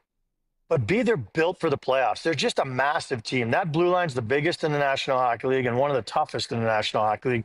And they come with skill as well on the blue line and up front and everywhere. Doesn't seem to matter who plays the net for them. They won the Stanley Cup that year with 5 different guys in net. None of them were stars. Although Aiden Hill, obviously, and Logan Thompson are both showing that they are pretty good goalies in the National Hockey League. I think from top to bottom, the deepest team is Vegas. I think they play in the toughest arena to play in the National Hockey League. And I think they're the ones that make it the toughest arena to play in because of their size and physicality and the fact that they know how to play playoff hockey as well as anybody in the National Hockey League. So I'll go with Vegas. You would say Vegas is the toughest on opponents? You would say, like, for the opposition coming in, that Vegas is the toughest for them because you've had a chance, obviously, to be in all the rinks around the league? Yeah, that arena, like, again, it's the style that they play. It's very punishing because they are so huge. But that rink is it's the loudest rink in the league. I do think it provides probably the best home ice advantage in the league for many reasons, right, guys? Like, I think we all predicted when teams go into Vegas, especially, they all have to get in there the night before unless they're on back-to-backs. It's mandated. There's all sorts of things that can, affect your play the next day. The Vegas flu, whatever you want to call it. I think it's a real thing. I know GMs are always, they look at the schedule and like, yeah. We're in Vegas on a Saturday night. Oh, this is not good. Why do our players have all these giant bundles of $1 bills? Why do they need all these giant bundles of $1 bills? That is what the out-of-town teams need to have happen for the Shattuck boys. They need to go out. They need to try and play guilty the next day. Need to get them out of the town a bit. Well, I love it. That rink, if people haven't gone, the one thing about that rink compared to other NHL rinks, you talk about the atmosphere, that sound system, and it just vibrates. Everything is like, if you're an opposing player, like, you feel under the gun. I was at a playoff game there, and I was like, it was their second year. It was like, how did Vegas become a tough place to play? But is it like that kid that has 45 speakers in his Honda Civic? Yes. Is it that loud? Yeah. $5,000 car, $6,000 sound system. That's exactly the guy I'm talking about. And everything. The ground effects. Yeah. The ground effects. And he's paying $40 a month at the Brick still until he's like 47 years old. Okay, so you're on your way to Los Angeles and Anaheim. You pick your spots strategically, don't you? Little post-Christmas, start 2025 out in SoCal. What are you looking at there? Well, Loaded question. A high of 22, and I'm, listen, it's cold in Calgary. Let's be honest. It's cold in Saskatchewan. This is a perfect time for an LA Anaheim trip. You know what my motivation was outside of heat and Bonvoy points? My motivation for this trip, pushing for this one, is it's the mom's trip, and don't think dirty. Don't be rude. The trips where they bring their dads or their moms, or now the Leafs are actually doing one right now where they bring their mentors. Like, what are they going to bring? Like, their neighbors? How about bring the media who don't travel anymore mostly? Like, there are so many great stories, and I've had this great chat with Mackenzie Weegar's mom before about, like, you think about all the ups and downs of a young man's career, especially a guy like Weegar who never didn't even make AAA midget, right? Like, the heartbreak that these kids go through. The moms they got to live through it. She said there were so many times where he'd be in the back of the car crying, and I'd have tears in my eyes too, but I didn't want him to show that I had tears in the eyes because my heart was broken for my son at being cut or whatever the case may be, or not drafted as high as he wanted. So anyway, I just love the stories from the moms. I'm looking forward to meeting all the moms and hearing great stories about their kids' childhoods, because there's some great stories there. That would be a good trip, and just to kind of hear the stories and find out all that. Yeah, there's some other good mentors. Is a good one. That's a good one. Ex-girlfriends would be good. This is what you could have had. Wait a second. Or super fans. When you think about it, bring the crazy guy that asks for an autograph after every game. Oh my God. I dare say in the NHL, there's a lot of, well, I shouldn't say it. Every year's ex-girlfriend's trip, you know, depending on what cities you go to. But anyway, the story. Have I told you guys the story about Connor Zary? What his dad told me when they were on the dad's trip last year? No. A good Sasky boy. I'll tell you this story because I love it. Like I can't remember what age he was. He couldn't really remember either, but he was just say 13. He thought, and he started working out in the basement, and parents were really impressed. Like, this kid's actually starting to take this seriously. He's working out in the basement, and we start trying to get bigger, and he's like really taking hockey to another level. And one day they went down there, and there was a massive like poster of inspirational quotes from like Muhammad Ali and NHLers and stuff, and some pictures, and it was all put together. His printer and put together with hockey tape, like so classic, to make this big poster up against the wall. And the parents thought this was just so cool that he was trying to motivate himself and all this other stuff. It wasn't until years later, and his dad was doing a little cleaning up, and he pulled it off the wall, and he noticed there was a massive hole in the wall. And Connor had put it there with a medicine ball by mistake, and he was terrified for his parents to find out. So it had nothing to do with motivation. It had everything to do with just trying to cover his ass. That's good. Redemption. Yeah. What was the what's the actress that he puts up the picture? Not Farrah Fawcett. It's something. Oh, I love that show. Shawshank? Everybody loves Not Shawshank. Bo Derek, I don't think. But oh yeah. Yeah. So okay. From one, if you're watching the stream, from one quarter zip guy to another. So when you get on the plane, like what do you go ginger ale? Do you get a peanut cookie snack? What does Eric Francis do when he gets on the plane? Well, I vie often for when they give you the option for the pretzels and the cookie. I don't know if people know this. I shouldn't tell people this, but you can get both. Yeah. So go for both. True. And you just gotta be real friendly and or just ask. And yeah, I'm a ginger ale guy. Yeah, it's probably the only place in the world I drink ginger ale. But on the plane, you're right. It's a good call. I like that. I was sick over the holidays. My whole family was, and I was sitting there thinking, I'm like, the only time I drink ginger ale is when I'm sick or when I'm on an airplane. I don't know what makes you at 30,000 feet want ginger ale. But and then there's that little duty free shop that you walk through at the Calgary airport though, and they sell like the little bottles now. If a guy wanted to go old school, like when you couldn't afford drinks on a plane, I know they frown upon that, but whatever. They won't know who you are. Yeah. No, I don't drink on the plane. I've never really liked that. You know, I don't know if it's the altitude or what. I mean, but I find by the time you get to the fifth or sixth drink, it really hits you hard. I find, so I don't do that. There's no espresso martinis up there. No. That high. I know. It's okay. Okay, well, have fun on the mom's trip with the Flames and all that, and then you're going to catch up with Maz on Wednesday. Okay, boys. You have a good week, and we'll talk to you next week then. Right on. For Southie Mainline Chrysler, the new king of trucks in Southie, Saskatchewan, NHL insider Eric Francis. Time for a quick break. When we come back, more Sportscage. Bidsy and Shank, Colson and Allen. Lots of fun. Streaming at sportscage.com. The snow is here, and now is the time to ensure your cargo trailer, flat deck, or dump trailer is ready for winter. Take it to Affordable Trailer Sales. No matter what brand or trailer you have, the Affordable team can repair them all. Their fully stocked parts department allows them to service your trailer quickly, and their fully trained service technicians ensure the job is done right the first time. Don't be left stranded on the side of the road in the cold. Book your appointment today with Affordable Trailer Sales. Highway 1 West, South Service Road, AffordableTrailerSales.ca. We're turning up the heat on trades at Capital GMC.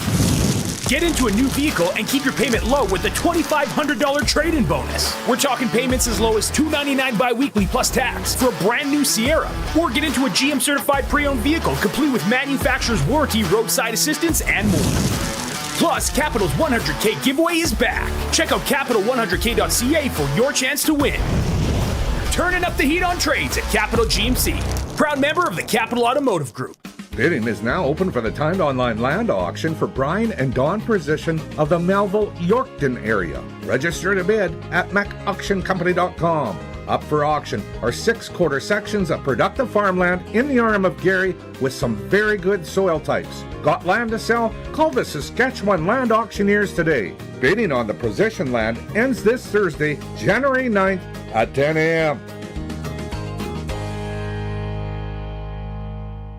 So, since that little ding on my car last week, I don't know where to take it. I don't even know. That's easy. Take it to Regina Motor Products. Who said that? I did.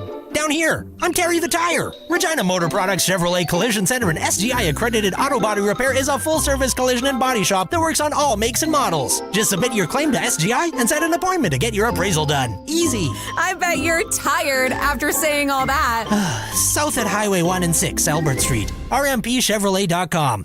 Storms can be unpredictable. Keep your lights on and furnace running no matter the weather with a generator from Shorty Generators. Whether house or farm, if you need power, they're the ones to call. Now is the season to buy or service your generator at your home, business, or farm to be sure you always have power when and where you need it. And Shorty can service all makes, models, and sizes of generators. Shorty Generators. Power where you need it. ShortyGenerators.ca.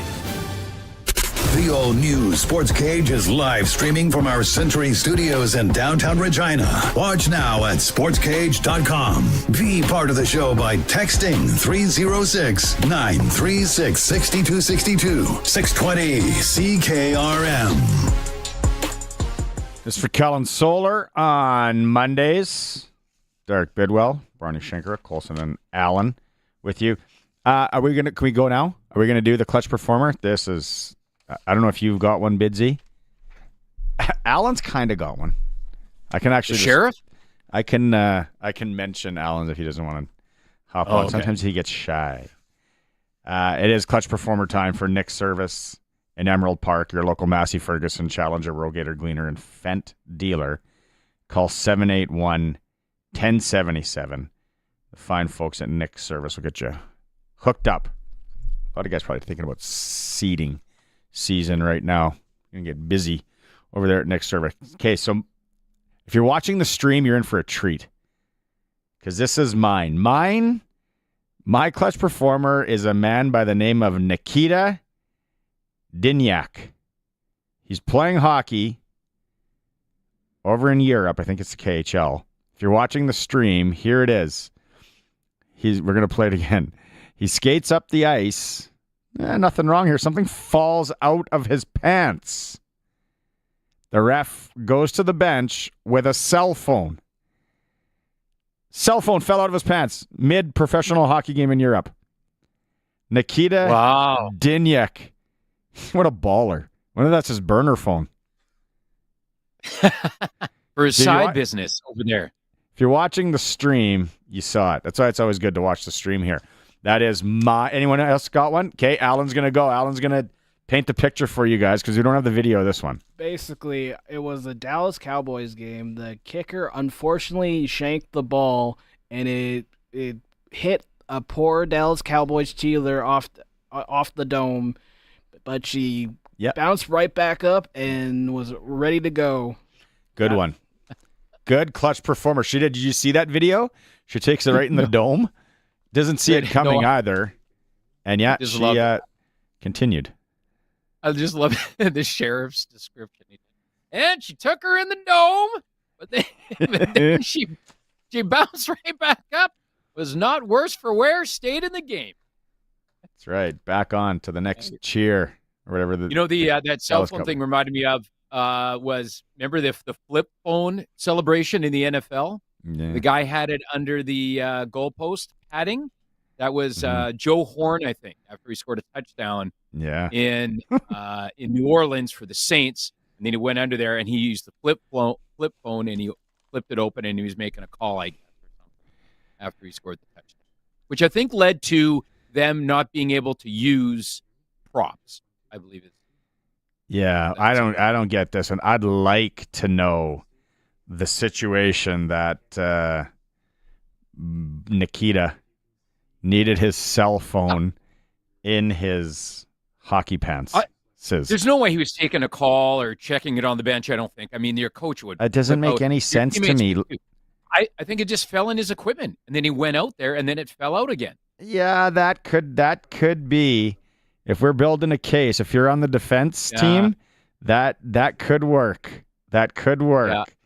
Yeah. Not At sure first, if he's though, a married man or what. Like I said, it'd be funny if that was his burner.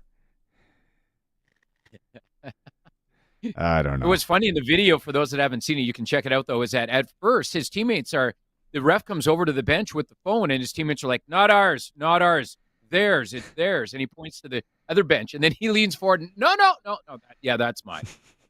I'll take it. Nikita's like, yeah. Don't look through those messages. Don't look through those pictures.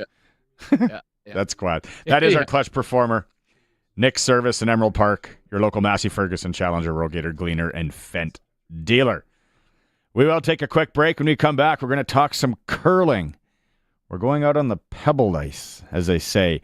It is a Sports Cage. We're streaming at sportscage.com and on the home of sports in Saskatchewan, 620 CKRM. 620 CKRM is your home to country's greatest hits and the 90s at 9. 1 full hour featuring the biggest hits of the 90s. Garth, Reba, Alan, Shania, George, and so much more. No cassette tape or CDs required, and 90s mullets are optional. 90s at 9 for the town of Wolseley and the voice of Saskatchewan. 620 CKRM. Experience the next level of cleanliness with B&Boa's cleaning services. Whether it's your office, retail space, or home, they use advanced cleaning technology and eco-friendly products to deliver unmatched results. They even do commercial high-rise ventilation pipes dusting. They offer a special rate for seniors, 15% off for first-time customers. Visit their new location, 855 Arcola Avenue, online at bboascleaning.com or call 306-522-5262. Here at Home Hardware's Bring the New Year home sale, everyone's saving on everything they need to give their home a new look. Like giving their bathroom a facelift with up to $150 off mural and tub and shower units. Or bringing their living room to life with 25% off select Beauty Tone designer paint. In fact, my Midnight Flora is almost done mixing. Thank you. Earn and redeem Scene Plus points during the Bring the New Year home sale. On now at Home Hardware and Building Centers. Tiny toppings and cardboard-flavored carbs are not what you get when you order from Western Pizza. But they haven't just perfected pizza. No, my friend, add Caesar salad to that list, along with satisfying garlic toast, baked lasagna, crispy chicken wings, and every other item on their extensive menu. Western Pizza makes food for hungry people. So if you're only kinda sorta hungry, you should invite more people. Western Pizza, big on toppings, big on taste. Country Corner, brought to you by Municipal Hail Insurance. Proudly serving farmers. MunicipalHail.ca. Join SaskAg today at the Western Canadian Crop Production Show in Saskatoon, January 14th to 16th at Prairie Land Park. Come watch the broadcast live or tune in during the noon hour as we bring you the very latest in the ag industry, live from the show. 620 CKRM is proud to support the greatest country music of all time show presented by Conrad Big Knife and Detour Country, Saturday, January 25th at Dark Hall in Regina. Enjoy an electrifying tribute performance capturing the heart and soul of classic country. Tickets at darkhall.ca. And spend your Saturdays with the Symphony. The Regina Symphony Orchestra has plenty of fun events planned this year, including Harry Potter and the Chamber of Secrets in concert January 31st and February 1st. Full details and tickets at reginasymphony.com. For more information, visit 620ckrm.com. All-new Sports Cage continues. You can watch our live stream at sportscage.com and always on the radio. Saskatchewan's voice for local sports, 620 CKRM. Hey, we're back. Colson and Alan and myself here in the Regina studio, Bidsy, the corner of 12th and Rose. If you ever drive by, honk and wave, give us a thumbs up or the finger, doesn't matter. Just acknowledge that you're here. Number one, right? The index number yes. One. It is so cold in the studio today. Wow. Colson says it's sitting at 20. I don't know if it's on the other side of where we are. Like, we need to call Bronco Plumbing and Heating and get him in here. There's no way it's 20 degrees. And Alan is basically saying it's hot. Like, look at me. I'm in a if you're watching the stream, I'm in a 3/4 zip fall golf. And the reason I wore this today, and I wore an undershirt, obviously, because I'm not no undershirt guy, I was like, in case it's really cold again, I need to have something warm to wear, and I don't want to wear another hoodie. And I'm glad I did, because like my hands are freezing right now. Oh, it's like a Vegas casino in there. No. Like it feels like the furnace went out. That's what it feels like. That's cool. Okay. Because Vegas casinos are cool. You keep the air AC. I don't remember Vegas casinos being. They want you comfortable. No, but I think it's when you're colder that it keeps you more awake. The sales seminars you go to, they try and keep rooms cold. That's an old sales seminar trick. Try and get you to buy a RCI or a timeshare for when you go in your cheer competitions. Or cable. Yes, sign up for a cable pack. Yeah, I have. Hey, Mr. Bidwell, we'd like to offer you the 300 channel pack. Ooh, I'm interested. Hold on, I'm just reading the paper. Can I call you back? Yeah, exactly. While you're out there, bring in the Star Phoenix if you wouldn't mind. Yeah, I love it. Derek's living in 1997, and I want to go back there really bad. We got to hang out more. Okay, let's go out. Hey, we said we're going to talk some curling. Western Pizza, all the Greek favorites you like, perfect pizza, souvlaki ribs, the whole 9 yards. You just can't make that goodness at home. Call your local Western Pizza today. From Curling, Saskatchewan, Steve Turner is joining us on the program. Sorry to keep you waiting, Steve. I had to rant about my cold studio here. No problem whatsoever. Do you know curling rink in there? Yeah, you know what? It would have been really cold in some of these small town curling rinks over the last week as they were grinding it out. Maybe not so much in the small towns, but the fields are set now. We got 18 teams that are going to represent Saskatchewan to try and get to the Brier and Tournament of Hearts, Steve. So things are pretty much set on your end, and we're just getting ready for Kindersley. Oh, we are so excited. We can't wait to get there and kick this off. I was at the Red Lion in Kindersley, actually, on Saturday. True story. I was there for a hockey tournament.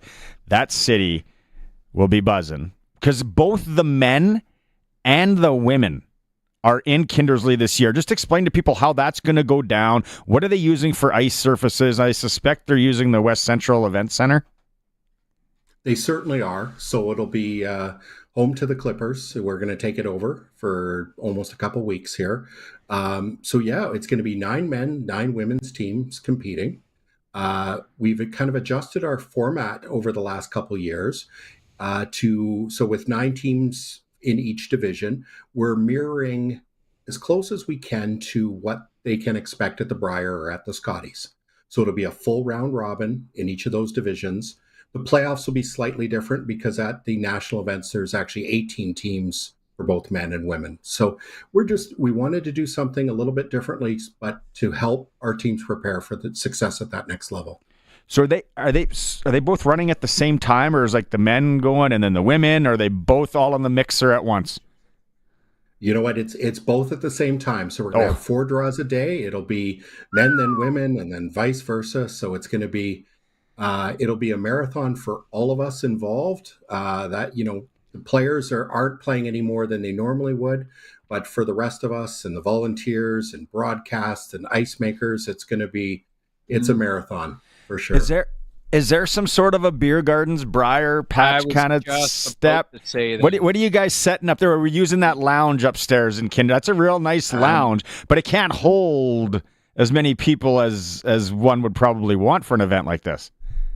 Oh, there will be no shortage of beer at this event, and it'll spill over into the curling club. So that'll be up in their lounge. There will be the patch as well. Literally, great idea. Figuratively, it will spill over. Great idea. You know where the best curling lounge I've ever had a pint and fell on the ice and almost broke my elbow? The Currabber Curling Club. Oh. They have a great little tavern up top. You go to the hockey rink in there, and that's only like 25 minutes away from Kindersley. So, okay, I don't want to get sidetracked because we've already talked about wonton soup and concessions earlier in the program. this is the first year, has there ever been in Dave Thomas was talking to me about this, that Saskatchewan will have 2 representatives at the Brier regardless. It is the first time, we're thrilled with this. So Team McEwen, having already qualified based on their results from last year, it's waiting to have another team join them. So the fact that we're going to have 2 Saskatchewan teams at the Brier battling out to get Team Canada to have the Worlds in Moose Jaw later on at the end of March. Yeah, the Worlds are in Moose Jaw. Speaking of places to have a beer and watch curling, that's going to be juicy as well. Okay, and then am I off my rocker here? Are we seeing a 16-year-old try and win the province on the men's side? Like, he can't even go to the curling club tavern or whatever we're calling it. No, you know what? This past weekend in Swift Current, we had our men's last chance qualifier, and in Nipawin we had the women's last chance. And one of the teams, Dirksen, is one of our under 20 teams, and their second, Tyler Dirksen, is ripe old age of 16. So we've been combing through some of our archives, and we have yet to find a competitor that would be younger than Tyler. Wow. Tyler won't be at school this week. He's at the men's tankard in Kindersley. Yeah. That's an awesome one to send. Sorry, Bids, go ahead. I was going to say, and the other teams might be doing whatever they do when they're not playing, but he'll be doing his homework. So he'll be the only guy there in that scenario. Okay, so we always hear about... Hold on. Hopefully you guys take care of him up there. There's going to be that one. There's all that. I love this story. I'm going to follow this story for the whole week. Don't worry. We got him. If we have to write a note to his teacher, we'll just put it on Curl Sask letterhead. It's no problem. I'll sign that any day. There we go. They know where he is. So are you saying now with 2 representatives on the men's side that this will end the drought? You're saying it's guaranteed Saskatchewan will finally win the Brier? Is that what we're saying? Let's just say, I don't know if I'll go as far as guarantee, but we have a really good feeling coming into this year. Absolutely. So you're saying there's a chance. There's a chance. Absolutely. Remember, it's a numbers game, Bidsy. We talked about this with hockey. So we just increased our odds. Yeah, we doubled it up. And we can definitely sprinkle. This is good. We can keep bringing you on here to chat curling as we get ready for things in Kindersley. When does it start again, Kindersley? So it kicks off January 21st. Through the 26th. So tickets are available right on Curl Sask website, curlsask.ca. If we didn't just paint the picture on how much fun it's going to be in Kindersley from the 21st to 26th, like, unless you're going to Mexico or Vegas or somewhere fun, like, this could be the best place to go take a few holiday days and watch some curling and have a good old time in Kindersley. Well worth it. Oh, yeah, well worth it. It's going to be a fantastic event. For those that maybe want to join, and don't keep yourself, I might throw this out there to the missus, see what she thinks about going to Kindersley for this thing. Have you heard anything about hotels or availability or anything like that, where they're at with that? I would assume that they're probably filled right up. They're filling up quickly, absolutely. There's probably still some rooms available, but I know the whole town is rallying behind this. So businesses, the hotels, everybody is excited about this coming up. Oh. Yeah, absolutely. Saskatchewan curling volunteers, easy. Oh, and there'll be some VRBO, some of those big oil tycoon houses out there, and they got extra wings and rooms and all that. Okay, we got to let you go. Thanks so much, Steve. Let's maybe chat in a week or so as we get closer to Kindersley. Sounds great. I'd love to. Right on. Steve Turner, Curling Saskatchewan, talking Brier representatives, Tournament of Heart representatives. It's going to get real out in that Kindersley. I'm just suspecting Roscoe is going to text in any moment saying that he's offering up, he's got a couch for us to sleep on, Bidsy, if we end up in Kindersley. I'd go do a live show in Kindersley For sure. I was literally just at the Red Lion 36 hours ago. Yeah. That's the place. That's a hot spot. Is. And they have great wonton soup, I'm told, as well. Okay. Yeah, everything circles back to wonton soup on this Monday program. The Sports Cage for Kellen Solar, Barney Schenker, Derek Bidwell, Colson, and Allen. It is up against news. When we come back, it's Darian Durant. We're going to talk CFL, but we are going to get into the NFL with the former Rider legend, the Sports Cage. We are streaming at sportscage.com. It's 5 o'clock. Good evening. There's some drifting snow, and it's minus 17 in Regina. I'm Corey Atkinson from the Harvard Media News Center with 620 CKRM News. Governor General Mary Simon has granted Prime Minister Justin Trudeau's request to prorogue Parliament until the spring. Trudeau made the request this morning before announcing he is resigning as Liberal Party leader and Prime Minister.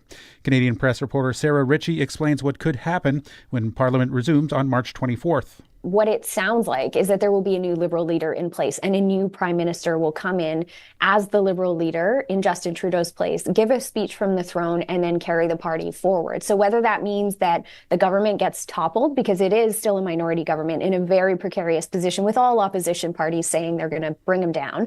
So if the government gets toppled, then that new leader will carry the Liberal Party into the next election. And if they don't, then that new leader will continue to govern in Trudeau's place.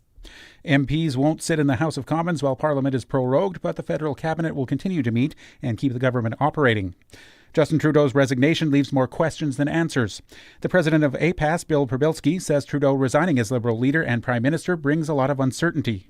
I guess it still leaves a lot of questions as to how this affects programming and legislation and what do the next couple of months look like in the political scene on the Hill, and how does that affect producers?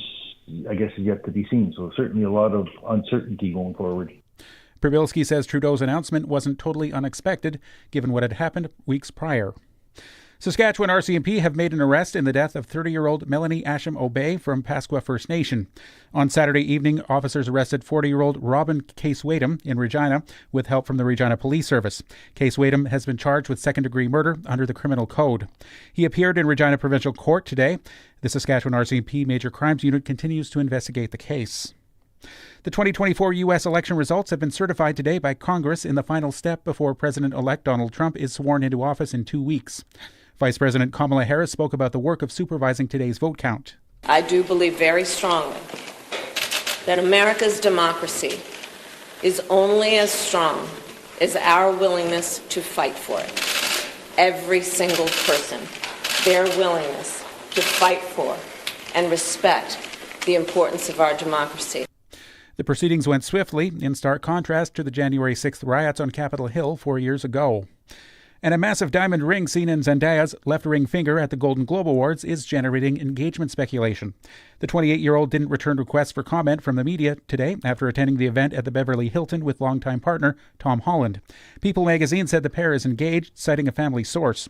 Another source told the magazine that Holland shared the news with friends around New Year's Eve. It's 5:03, and that's your 620 CKRM News. Read more stories from around your community and around the province at sasktoday.ca and 620ckrm.com. Your weather is next. Oh, finally, there it is. Whoa, did you order pizza? No, even better. I called Echo Sound, your SaskTel authorized dealer. Oh, so what'd you order? Well, they have all the top-of-the-line smartphones with all the latest features and so many great plans, man. Oh, nice. Oh, it is the pizza guy. Hey, guy. Tell him to go away. We're waiting on Echo Sound. Echo Sound, your SaskTel authorized dealer in Fort Qu'Appelle. EchoSound.ca. We'll still take the pizza, though. Get it hot and get it fast. Western Pizza. Some will try to tell you 8 inches is enough. Others will say 10 inches will do. But when you want a lot of pizza, you gotta hanker down with a delicious 13-inch pepperoni from Western Pizza. Why mess with a good thing? You know what you want. 13 inches of pepperoni pizza perfection from Western Pizza. Western Pizza. Big on toppings, big on taste. Dine in or take out. Order today. And get it hot and get it fast. Western Pizza.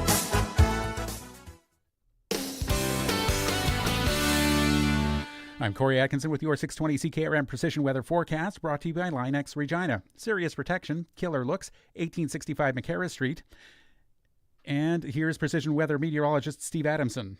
The weather pattern not all that active as we progress through this week. We'll be looking at cloudiness thinning to partly cloudy skies tonight about the region. The low temperature near minus 27. Tuesday, a mixture of sunshine and cloud cover. The high will be near minus 14. Tuesday night, partly cloudy skies and the southerly winds that'll be picking up a bit will allow temperatures to rise a few degrees from minus 14 to minus 10 overnight. Moderating temperatures on Wednesday with mostly cloudy skies, chance for some snow showers developing. The high temperature reaches minus 1, 50% chance for snow showers. Thursday, a mixture of sunshine and cloud cover, the high near minus 5. Friday looks mostly cloudy with the high temperature near minus 7. With your 620 CKRM weather forecast, I'm Precision Weather Meteorologist Steve Adamson.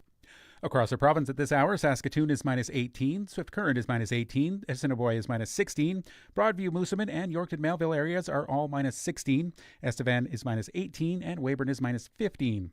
At this hour in Moose Jaw, it's mostly cloudy, winds from the northwest at 19, and it's minus 16. Regina has some drifting snow, winds are from the northwest at 21, and it's minus 17. For more local news that matters to you, subscribe to the daily newsletter at sasktoday.ca. The Country Music Rewind with Colin Lovequist. We are going to step in the time machine and take you back to this time period, 1991, and look at the top 25 songs. There's a few surprises, but 1991 was a great year. The Country Music Rewind with Colin Lovequist. Brought to you by Crawford's No Frills. Saturday afternoons at 4 and Sunday afternoons at 1 on Country's Greatest Hits, 620 CKRM.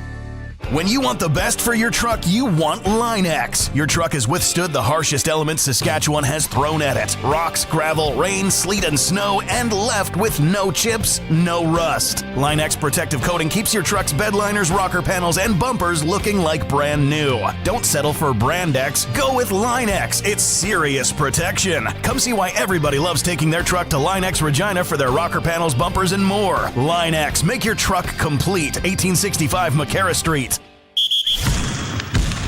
Broadcasting from Century Studios in downtown Regina, Harvard Media presents the all-new Sportscage, where Saskatchewan comes to talk local sports. Brought to you by Kellen Solar. 35 years of experience moving water from a dugout or well without electricity. Visit KELLNsolar.com to find out more for your livestock operation. Be a part of the show. Call 1-866-767-0620 or text 306-936-6262. The all-new Sportscage. Streaming at sportscage.com and on the radio at 620 CKRM. Hey, last hour of the program on this Monday. Barney Shinkaruk, Derek Bidwell, Colson, and Allen. Darian Durant coming up in a little bit here. Bidsy and I are going to get a little NFL talk with him and some CFL. And then later in this hour, if you missed our chat from hour one with Greg Wyshynski from ESPN on the USA hockey team winning the World Juniors again, and just the USA hockey model and where that is right now, and why it seems very attractive to maybe look at that model when it comes to Canada. Some people are thinking. It was a great chat in hour one. We'll have that again. Hockey-wise around the area tonight, no SJHL games. Weyburn won 3-2 over the Terriers Sunday, snapping the Terriers' winning streak. Angelo Zoll made 29 saves in that one. We got the SJHL report coming up tomorrow with Benny Walchuk for Southie Mainline Chrysler.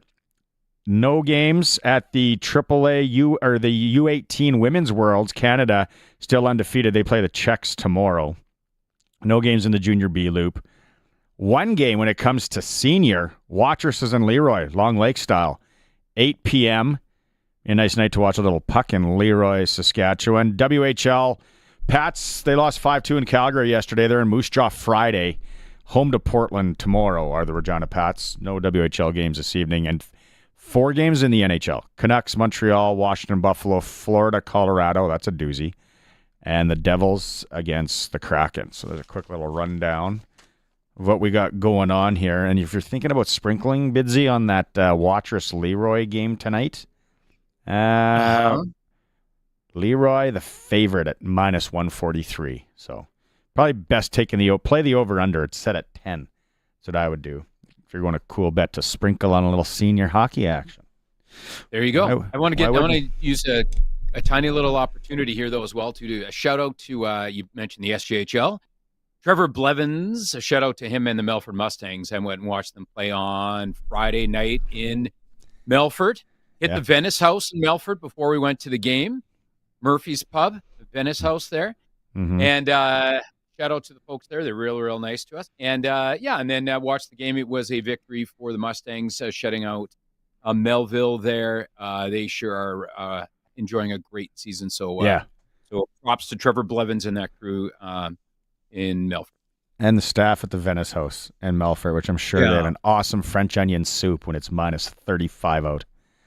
That would have been what you wanted on that menu on that cold Saskatchewan evening. Let's go out on the Western Pizza guest hotline. Speaking of a good night for a little grub from somewhere other than your kitchen where you have to cook, Western Pizza, all the Greek favorites, and the awesome pizza that's known around the world. Darian Durant is joining us. I was going to start NFL, but we could start CFL. Darian, it's starting today. NFL teams can start signing CFL players to like future contracts for next season and this and that. And I know up in Canada here, we always get excited when a guy gets a look, right? Because he's one of ours. Even though if he's not Canadian, he's one of ours. He's going to have a shot. What makes it so difficult to transition for the top athletes up here? And a lot of them just played college ball in the States a few years ago, but just what makes it so hard to break through? Is it that notoriety piece? I think so. I think it's a little bit of the notoriety, and I think that, you know, there's still some executives in the NFL that question the level of football that, you know, guys play in the CFL. And even though there's a history of guys going from the CFL to the NFL and having a huge impact and, you know, showing some longevity, it's still that question mark. And then you add on top of that, guys come up here, they play for a couple years.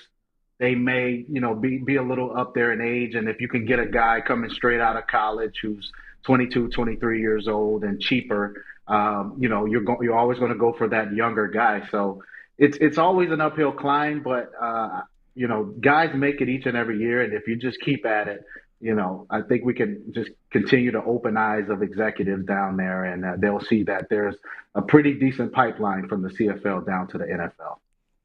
I agree with you totally there, Darian. I was going to ask, though, is there a bit of a size factor as well, too? I don't mean so much on the offense.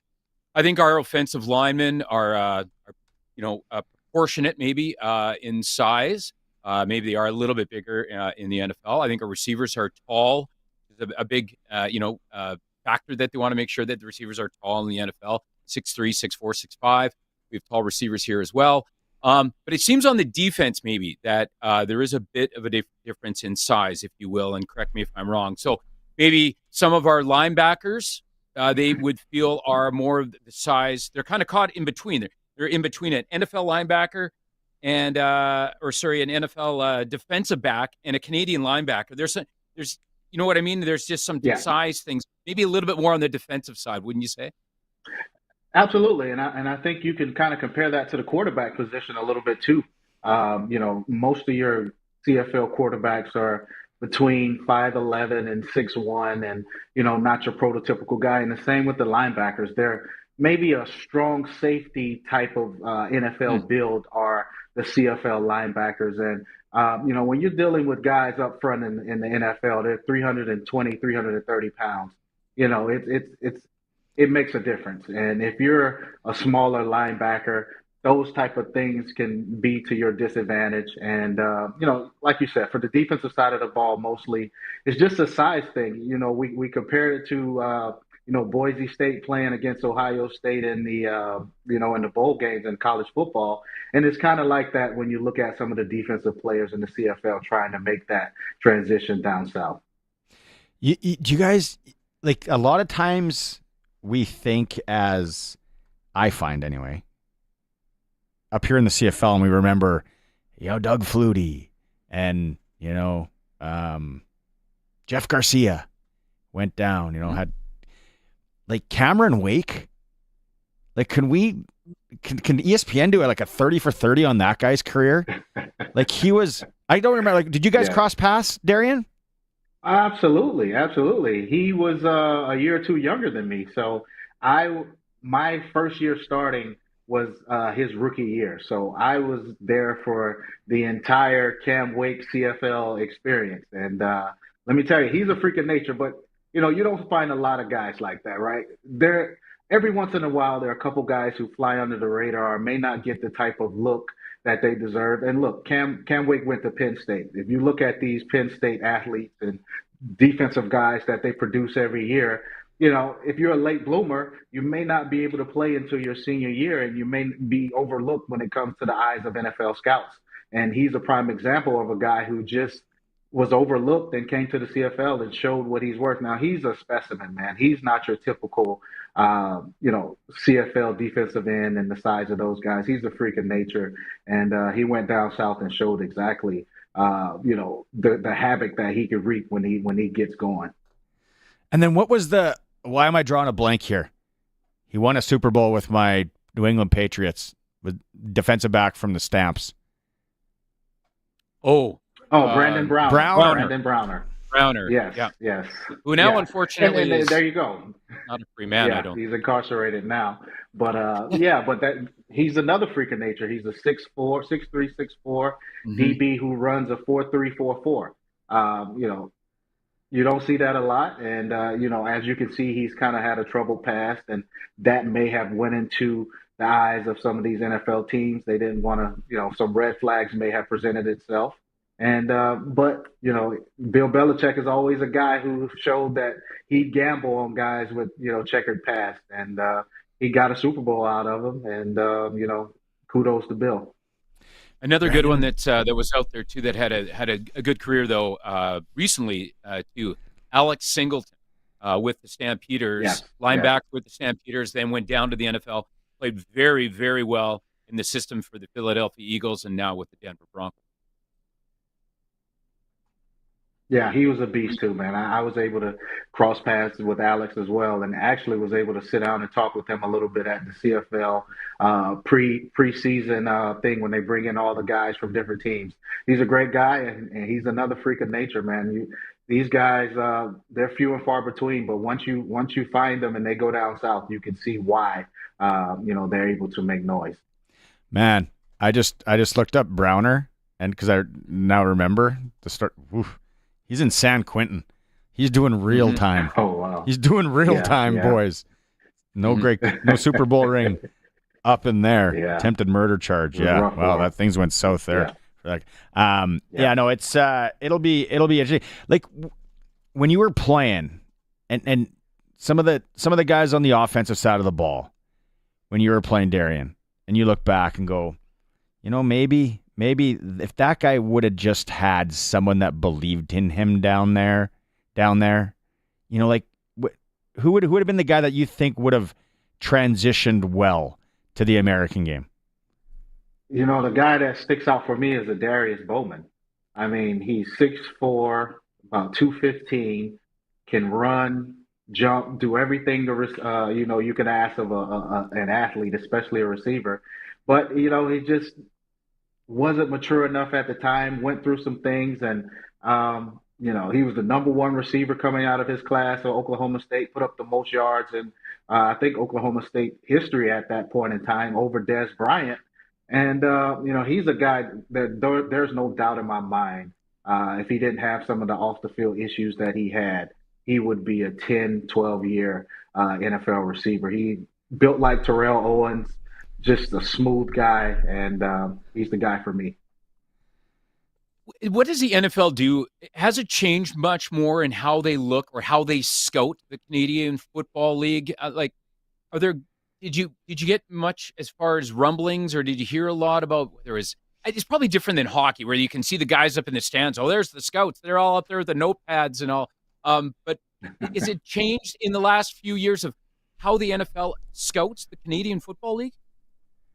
Yeah, I think more so now the NFL is looking at guys who play stationary positions, like your corner, your field corner, or your boundary corner, or your receiver who doesn't have the waggle. I mean, they want guys who could easily transfer over to that NFL game. And that's not to take anything away from your slot receivers who get the running start.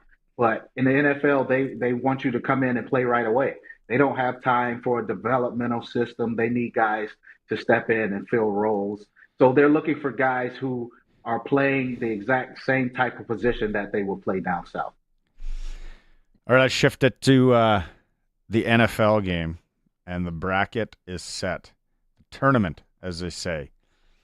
If you look at some of these matchups, Darian, okay, first off, my question, which is the most intriguing to you? You know what? I want to say the Rams and the Vikings.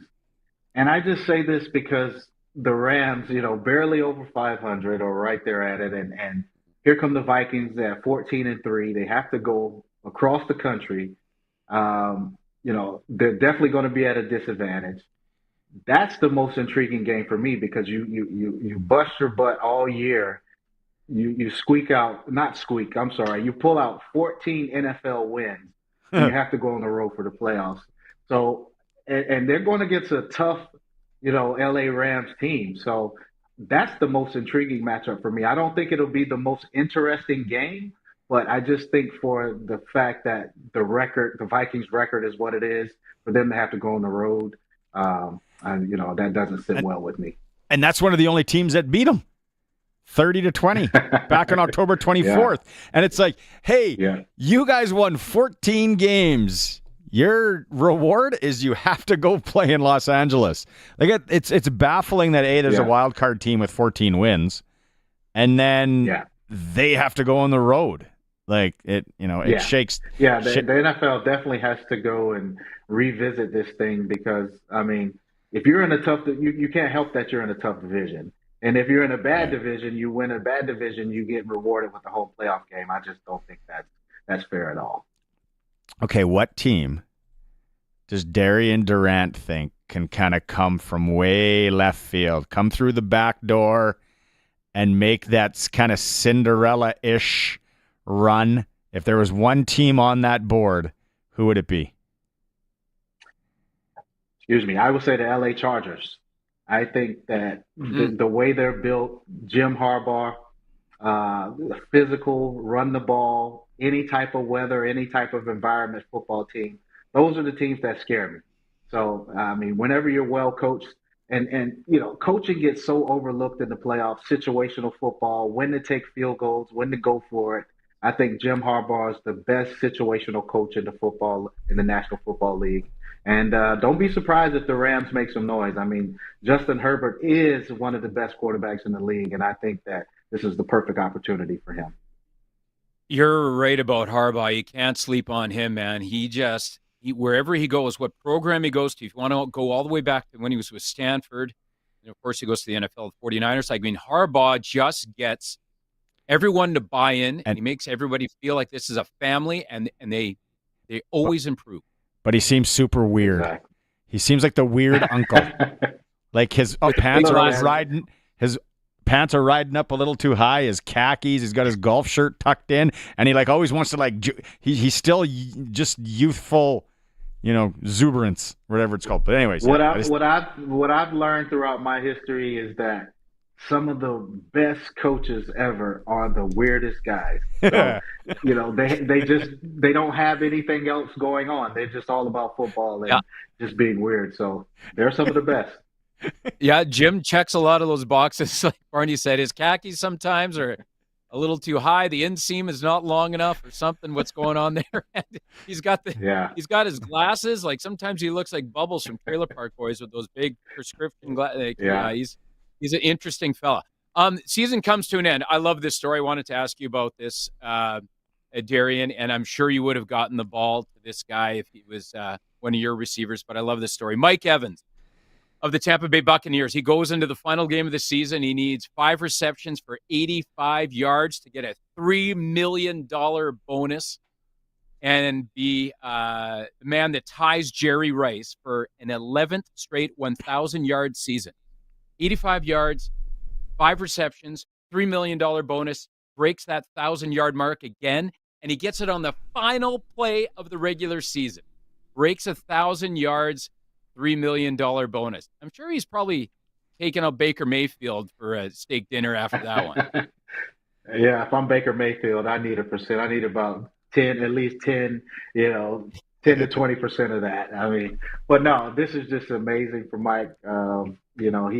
He's just shown that, when an organization sticks with you and is behind you, they're going to get the best out of you, and to, spend so much time with one organization. And, a lot of teams, they don't care about these incentives, or they'll be on the opposite end of that, and they'll make sure that he doesn't get these incentives. So, kudos to the Bucs and that organization for just being stand up and taking care of one of their guys, because whenever you can have a guy that's committed like Mike Evans, you want to reward him. So that's big for him. Any of the coaching situations puzzle you or surprise you yet? For me, it's Gerard Mayo in New England, kind of a one and done deal. It's like, what did you expect him to do with a big bag of what? Yeah, I mean, I don't understand that. I mean, maybe he just wasn't their guy in the first place, or there's some behind the scenes things going on that they're not, letting out. But I don't understand that. And I'm just looking at the Chicago Bears job as well, and to me, it's like, what coach would want to go into that situation with the Lions and the Vikings and Green Bay and all 3 playoff teams, all double-digit win teams. You're just putting yourself behind the 8 ball. Coaching already is an occupation that you're not guaranteed, longevity. So going into that job, it just seems as if you're going to fail because of the teams in that division. Now, the NFL, of course, as we hear people say this, like you said, Darian, job security not there. NFL stands for not for long if you're not winning. But somehow Brian Daboll manages to stay in New York with the New York Giants. I don't get this one. Your thoughts on it, Darian? I mean, I thought this was going to be a slam dunk that they were going to move on from him, but he sounds like they're going to stick with him for another year. And right now the Giants are like, they're embarrassing. They got to be, they let Saquon Barkley go, and you all know what he did in Philadelphia. Yeah. And the decisions they're making now just seem asinine, really, for lack of a better term. Yeah. And lucky for, Daboll, he doesn't pick the players. So I think you have to look at the front office and blame them for, the situation of the Giants. I mean, Daboll has shown that he's a good coach. He led that team to the playoffs a few years ago. I don't think he's the problem. It's just a personnel thing. I mean, they have pieces. They drafted Neighbors. It looks like they're in the market for a quarterback. And I think if they can get a couple pieces, they'll be fine. But that front office, everyone from, aside from the CEO, everyone on down before the head coach needs to go, because, whatever that decision to let Saquon Barkley go and then to have it on Hard Knocks, it just makes it 10 times worse. And you can never recover from that. They have you, in your office saying that you think this guy is washed up or he doesn't deserve the money. I mean, there's no coming back from that. You can't expect to get another job when you make a fumble like that. So, that's a good point. He's a good coach, but, the front office has to go. That Hard Knocks thing, I'm surprised more guys don't put their foot in their mouth like that. Okay, so what's the word from your UNC people now that Bill Belichick's kind of there? He's been a few weeks. Have you talked to him? You reached out and said, "Hey, Bill, I need an autograph for my buddy Barney in Regina"? No, I texted our longtime media guy there, Kevin Best, and told him to say what's up to Coach for me. And we're all looking forward to going back in April for the spring game. I think you'll see, tons of alumni from all the years in the past, man. It'll be like a big reunion. So we're looking forward to it. We're picking up some good players. He's going to bring that NFL pedigree, and I think that especially the local guys. There's so many guys in the states of North Carolina and South Carolina who end up going all over the country to play for other schools. So I think that, the top guys, they'll stay right there in state and go with Coach Belichick because, especially on the defensive side of the ball, he puts them in the league. He's a known defensive coach, and I think it'll be good for us. Going to be real interesting how it plays out. All right, Doubles. We will regroup next Monday after the first weekend of NFL games. It's going to be real interesting. We'll chat with you in 7 days from now. Sounds good. Thanks, guys. See you, pal. Rider legend, Darian Durant, here on the Sports Cage. Getting to it. We'll take a quick break. Barney Shinkrick, Derek Bidwell, Colson, and Allen. It is the Sports Cage. We are streaming at sportscage.com. CoolBet has all the hot games. For all the free-to-play casino games, head to coolbet.co. They've got sports odds, including Saskatchewan senior hockey, plus all the sports odds you can think of. From the ice to the field to the court, CoolBet has you covered. All at your fingertips. No risk, just thrill. So why wait? Get in the game and embrace the unexpected at coolbet.co. At Freeze Tallman, we know that you have a lot of options when it comes to purchasing lumber and other building materials. We'd like to take this time to thank you for choosing us to supply your building materials for over 65 years. We're proud to have been a part of turning your plans into reality. So for all of your upcoming projects, see Freeze Tallman in Regina and Fort Capel. Let's get you building. Dad, I've got a problem. Let me guess. The solution's in my wallet? Very funny, Dad. We need better internet. Look, son, when I was younger... When you were younger, the dinosaurs still roamed the earth. Can we get wireless internet, or is that too hip for you? I'll have you know, Junior, that I've already been to Glasser's TV, your SaskTel authorized dealer. Wireless internet is on the way. You might be more hip than I thought, Dad. Contact Glasser's TV, your SaskTel authorized dealer in Moosomin today. Welcome back to the all-new Sports Cage. Connect with the show. Call 1-866-767-0620 or text 306-936-6262. NFL lives at the Canadian Brew House. You get all your NFL action specials daily, and we got a full slate coming up. Visit the CanadianBrewHouse.com. 2 locations in Regina and 1 in Moose Jaw. Bidsy, stay on the NFL train for a brief moment here. Did you hear Tyreek Hill's comments after the game yesterday, the loss to the Jets? You know what? I heard about it, and then every time I've had a chance to listen to them today, I haven't been able to. Here in the studio in Saskatoon, it came up just a little while ago, and I couldn't turn up the volume. So I know I heard about them. I know what he was saying, but I haven't heard the words come out of his mouth. If you're watching the stream, here it is in radio, you'll be able to hear it. Here is Tyreek Hill after the loss yesterday. How do you feel about not getting to 1,000 yards this season? I mean, it is what it is, man. It's life, man. I feel like at the end of the day, there's a lot of things that, I need to reassess, about, my career and, just see what I need to do, to continue to get better, as a player, so I can continue to reach that 1,000-yard mark. So, as a captain, what is the message you have to these guys in the offseason? You won't feel this at the end of the season next week. I don't even know, bro. This is my first time. I haven't been in the playoffs, man. So, I mean, for me, like I said, man, I just got to do what's best for me and my family, dog. If that's here, or if that's wherever the case may be, man, I'm finna open that door for myself, dog. As I'm opening the door, I'm out, bro.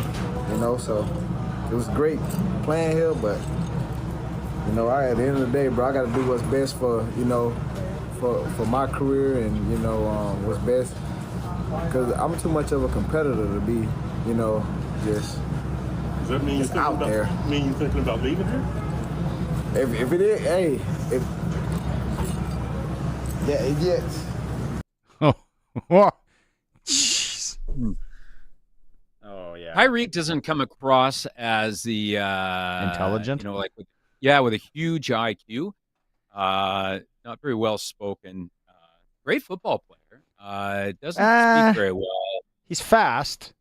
Yeah, I'll give him that. He's fast.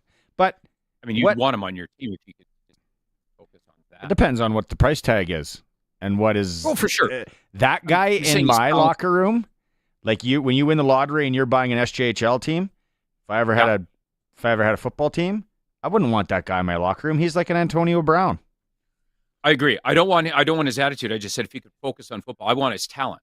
I would like a guy that's talent. Like if he was a robot without the personal issues and his attitude. Yeah, I would want his talent, his speed, what he could bring to a team. But no, I wouldn't want that attitude either. And he's talking about what's best for his family and all that. Well, I guess Tyreek's got to look up. Tyreek apparently has a lot of kids. So so he may need the extra bucks. I don't know. I think it's in the double digits. I'm not sure. But it's and it like the 24-hour rule that you teach hockey parents. I'm sure lots of sporting parents give it 24 hours, then let's talk. Like to say that after a game, you are an absolute donkey. What? For sure, high on the donkey radar. Yeah. Sorry, I was just going to say too that I think before you go, Colson, I was just going to say I think he started. You could almost tell that he was going down the road that he didn't know how to say it, and then he was going down, and then you could almost tell that the words were coming out of his mouth, but he probably realized they shouldn't have been. Sorry, go ahead, Colson. I'm out. Exactly. Yeah, funny you mentioned Antonio Brown because Tyreek Hill's ex Twitter profile picture is now his head photoshopped on top of Antonio Brown's body when he left the Buccaneers. Classic. In the middle of that game. So that's funny. Classic. No hockey in the area tonight. No SJ games. No WHL. No AAA midget. No female. No junior B. 4 games in the NHL. 1 senior loop in Leroy. Watrous is in town. Don't forget to text Dangler. DANGLER. Anyone in the senior loop that deserves a shout out for Dangler of the week, and you get a chance to win a $100 gift card to the Canadian Brew House. We talked to him earlier in the show, Bidsy, on USA Hockey winning the gold medal. We had a good time on that. Greg Wyshynski from ESPN. We are going to replay that interview for you here. Anything closing that you wanted to say, Bids? No, it's an honor again, once again, to be on the show with You're full of show you know what. I almost said the word on the air. And a shout out to the sheriff. I haven't done a show with the sheriff in a while, so shout out to him in the Queen City. I know he's kind of a shy guy, doesn't talk that often. He's sitting with his sheriff outfit on, and he's got a toothpick in, and he can do that toothpick roll thing that all good sheriffs can do in the movies. That's what he's leaning back. I'm painting the picture, leaning back in his sheriff outfit, toothpick, and he's doing the toothpick roll just with his tongue. And his sheriff badge, and he looks kind of like either a sheriff or a Razor Ramon. He's doing a Razor Ramon imitation, maybe. Black boots up on the counter. He's leaning back. That's how he does it. Yeah, when we come back, we'll take a quick break. We'll go back and revisit from ESPN, Greg Wyshynski. It is the all-new Sports Cage, streaming at sportscage.com and on 620 CKRM.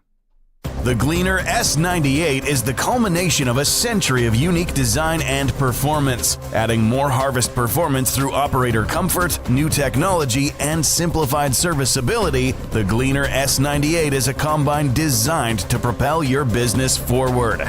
Gleaner's simple design drastically reduces compaction and increases fuel savings. Learn more about the Gleaner S98 at Nick's Service in Emerald Park or visit them online at nickservice.com. A few years ago I was doing okay, but the rising cost of living has made my credit card bills go through the roof, and I don't know how to handle it anymore. Times are tough right now. The cost of living is causing many to fall into debt through no fault of their own. It's easy to feel overwhelmed and stressed, but there are options that can help you get back on your feet. My name is Jasmine Brown, and I'm a licensed insolvency trustee. I can help you find a solution to become debt-free right here in Regina. Visit bdodebt.ca to learn more. For the leanest, meanest prices in the crop input industry, call Johnston's Grain. Johnston's offer the best prices in Western Canada on a huge range of products, including seed treatments, inoculants, glyphosate, pre-burn tank mixes, in-crop herbicides and insecticides, fungicides, plant growth stimulants, water conditioners, desiccants, and more. Johnston's has low overhead and top-notch logistics, so they can deliver products at ultra-competitive prices. Call 844-324-7778 and ask to speak to an agronomist. The all-new Sportscage continues. You can watch our live stream at sportscage.com and always on the radio. Saskatchewan's voice for local sports, 620 CKRM.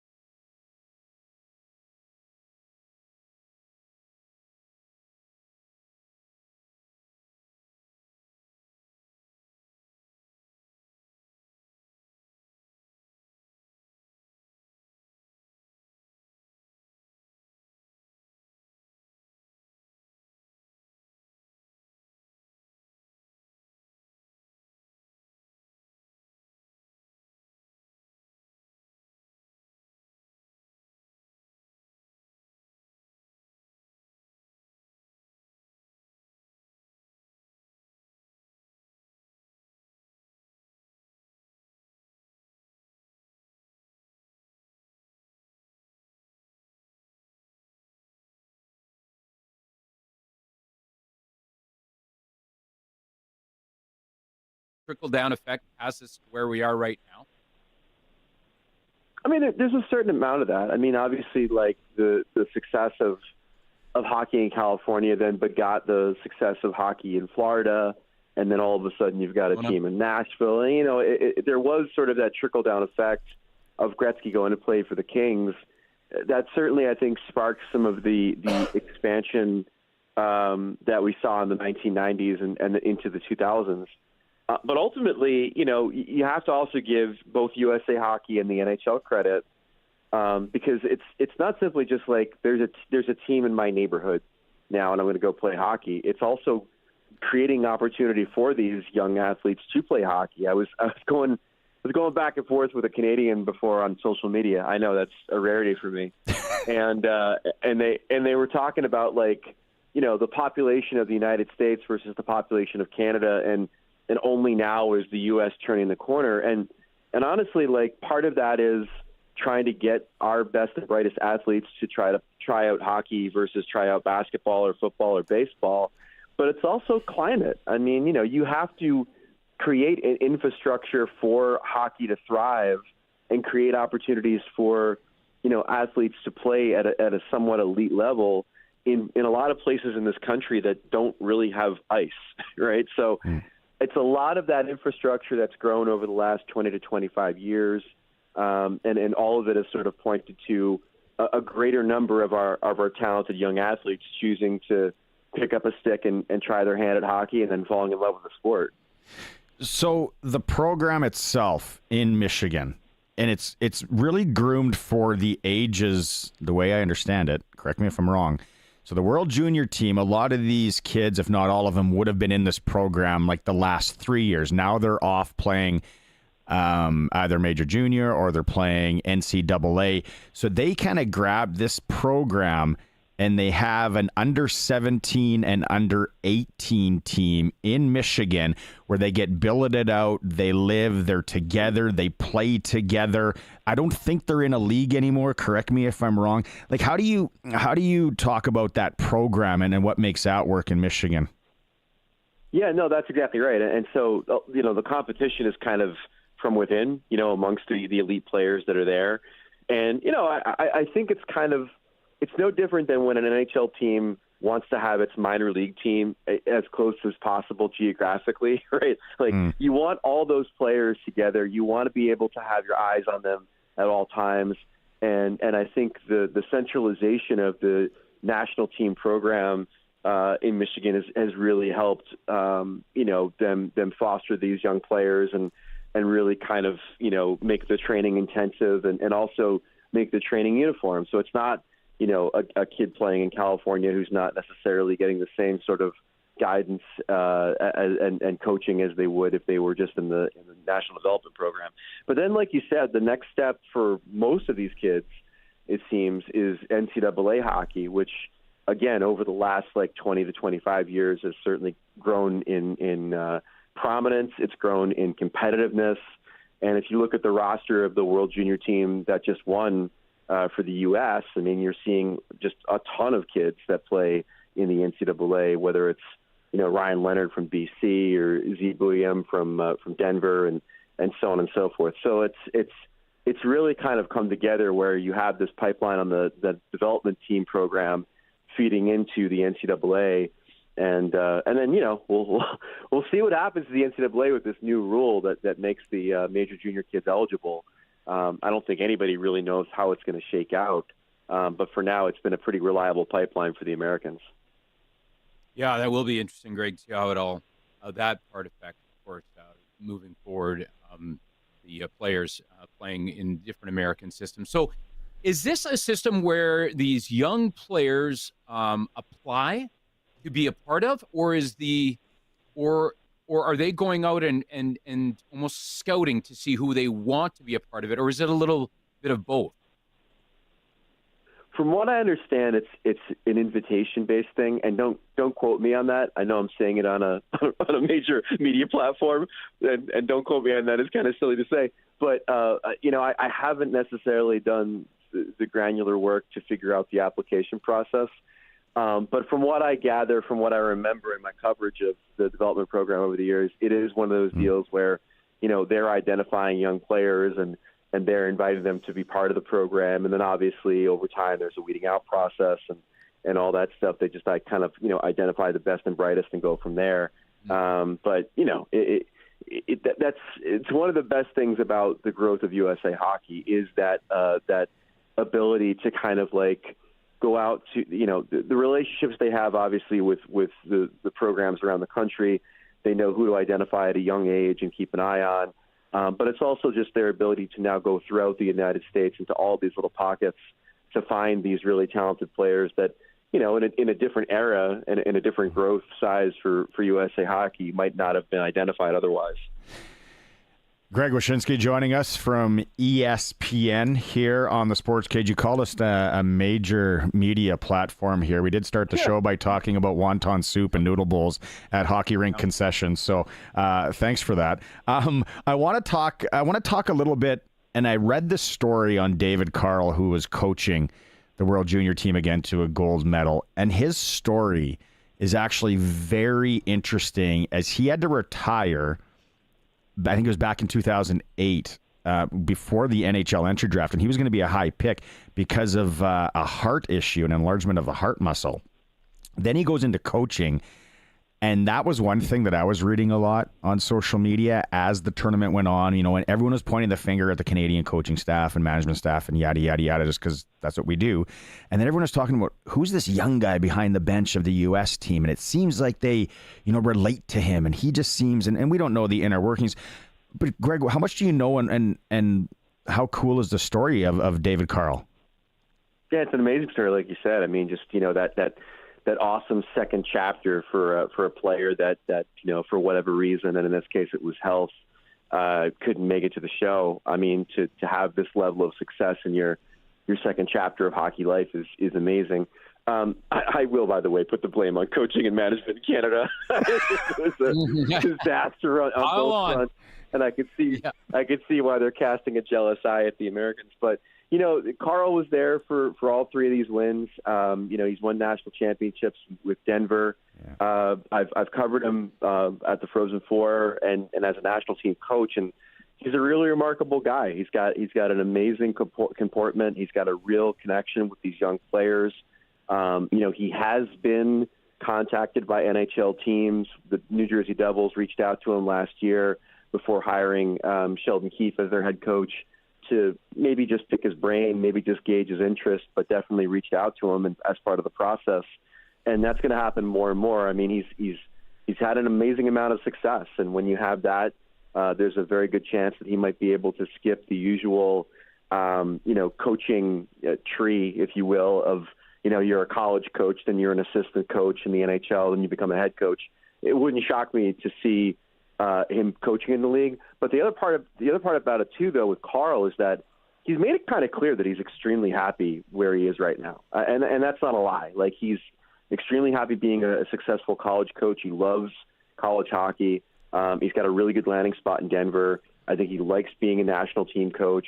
I think he's going to wait for his opportunity. Now, for me personally, I've always thought that opportunity, based on the fact that he likes to live in Denver, is to eventually succeed Jared Bednar with the Colorado Avalanche. I don't know if that'll come to fruition, but I wouldn't be shocked if all the noise he's made about trying to stay in the area for the benefit of his family eventually manifests itself as maybe becoming an NHL coach in Colorado. Bednar, good Sasky boy right there in Colorado. Bidsy, go ahead. I was just going to ask you, Greg, to expand a little on what you said about the Canadian coaching staff and how you felt that they maybe should get a little bit of this spotlight of blame, if you will, of Canada being ousted again in the quarterfinal. Well, it's just the practice thing was nonsensical. I feel like from a tactical standpoint, the coaching was misguided, but I also think that it fed into what the management did insofar as trying to build the team for, a tournament played 10 years ago versus a tournament played now. It's one of the more interesting things about like the national team building for both the Canadians and the Americans in the Four Nations tournament and then coming up in the Olympics is the idea of, what does your bottom six really have to look like in a short tournament? Like, do we need to keep building teams in a more traditional way where you're looking at role players, or can we kind of rethink it? The Americans used to do this thing where they would go and try to grab guys that could like win a face-off for, basically an all-star tournament. And now they finally wised up. And if you look at the Four Nations tournament roster, it's guys like, Chris Kreider and Brock Nelson and others that can score 30 goals, but also do the thing that you need them to do down the lineup. So, again, I wasn't enamored with the way that Canada was built. I certainly wasn't enamored with the way they were coached. And I, with due respect to the usual, excuse mechanisms of the guys that aren't playing here, that are in the NHL, and all that other stuff, the pressure on these kids, all that other stuff. Like, I just thought, the criticisms that were levied at the way this team was put together were extremely warranted. It's funny because we got a text message in on the Capital Ford Lincoln text line. One of the text message was the way that Canadians that were wired a lot of times. I don't say we, because I don't put myself in that boat where it's like, well, we could have had 2 teams at this thing. It's like, yeah, you know what, though? No one cares. And that's not how it works. I said, you don't need 2,000 kids that are good at hockey anymore at that age. You need 30. Look at Latvia, right? You just need a small group. The other thing, Greg, and I don't know what your take is on this as an American, but I also feel, and I said this to my buddies from down there that we were chatting together, and I said, we can't scare anybody anymore. You can't intimidate teams by running them through the boards. Like, that hockey is gone. The game has changed so much. Like, if you hit anyone, you're getting a hit to the head or you're getting a major penalty. So that is the problem, because at this tournament, we would watch Canada just Dion Phaneuf and Jordan Tutu and run around and hammer everybody. Those days are long gone. Yeah, and you also have teams like Czechia that can also take a punch. Like they're giving it as much as they're getting it now these days too. And the intimidation goes beyond the physicality. I mean, there also was that air of superiority that surrounded every Canadian team. And obviously in World Juniors, I don't think it's necessarily there anymore. I don't think the minute they step on the ice, the other team is cowering anymore. I think those days are done, especially with the way that other nations have caught up to Canada. I'm interested to see exactly what happens in the international play between the U.S. and Canada at Four Nations and the Olympics, because I do think in the past, when the Canadians step on the ice and it's, you see the uniform and you see Sidney Crosby and you say to yourself, how are we going to beat this team? There was certainly a lot of that, I think, for the U.S.-Canada rivalry in the past and probably for other teams as well. And now that the Americans have at least some of the offensive weaponry that you need to really hang with a power like Canada, be it the Tkachuk brothers or the Hughes brothers or Austin Matthews and Jack Eichel, like, it is going to be interesting to see exactly how sturdy the American spine is, let's say, when they step on the ice and look across and it's Sid and McDavid and all that. Like, I think other versions of this team would have completely just turned to jelly.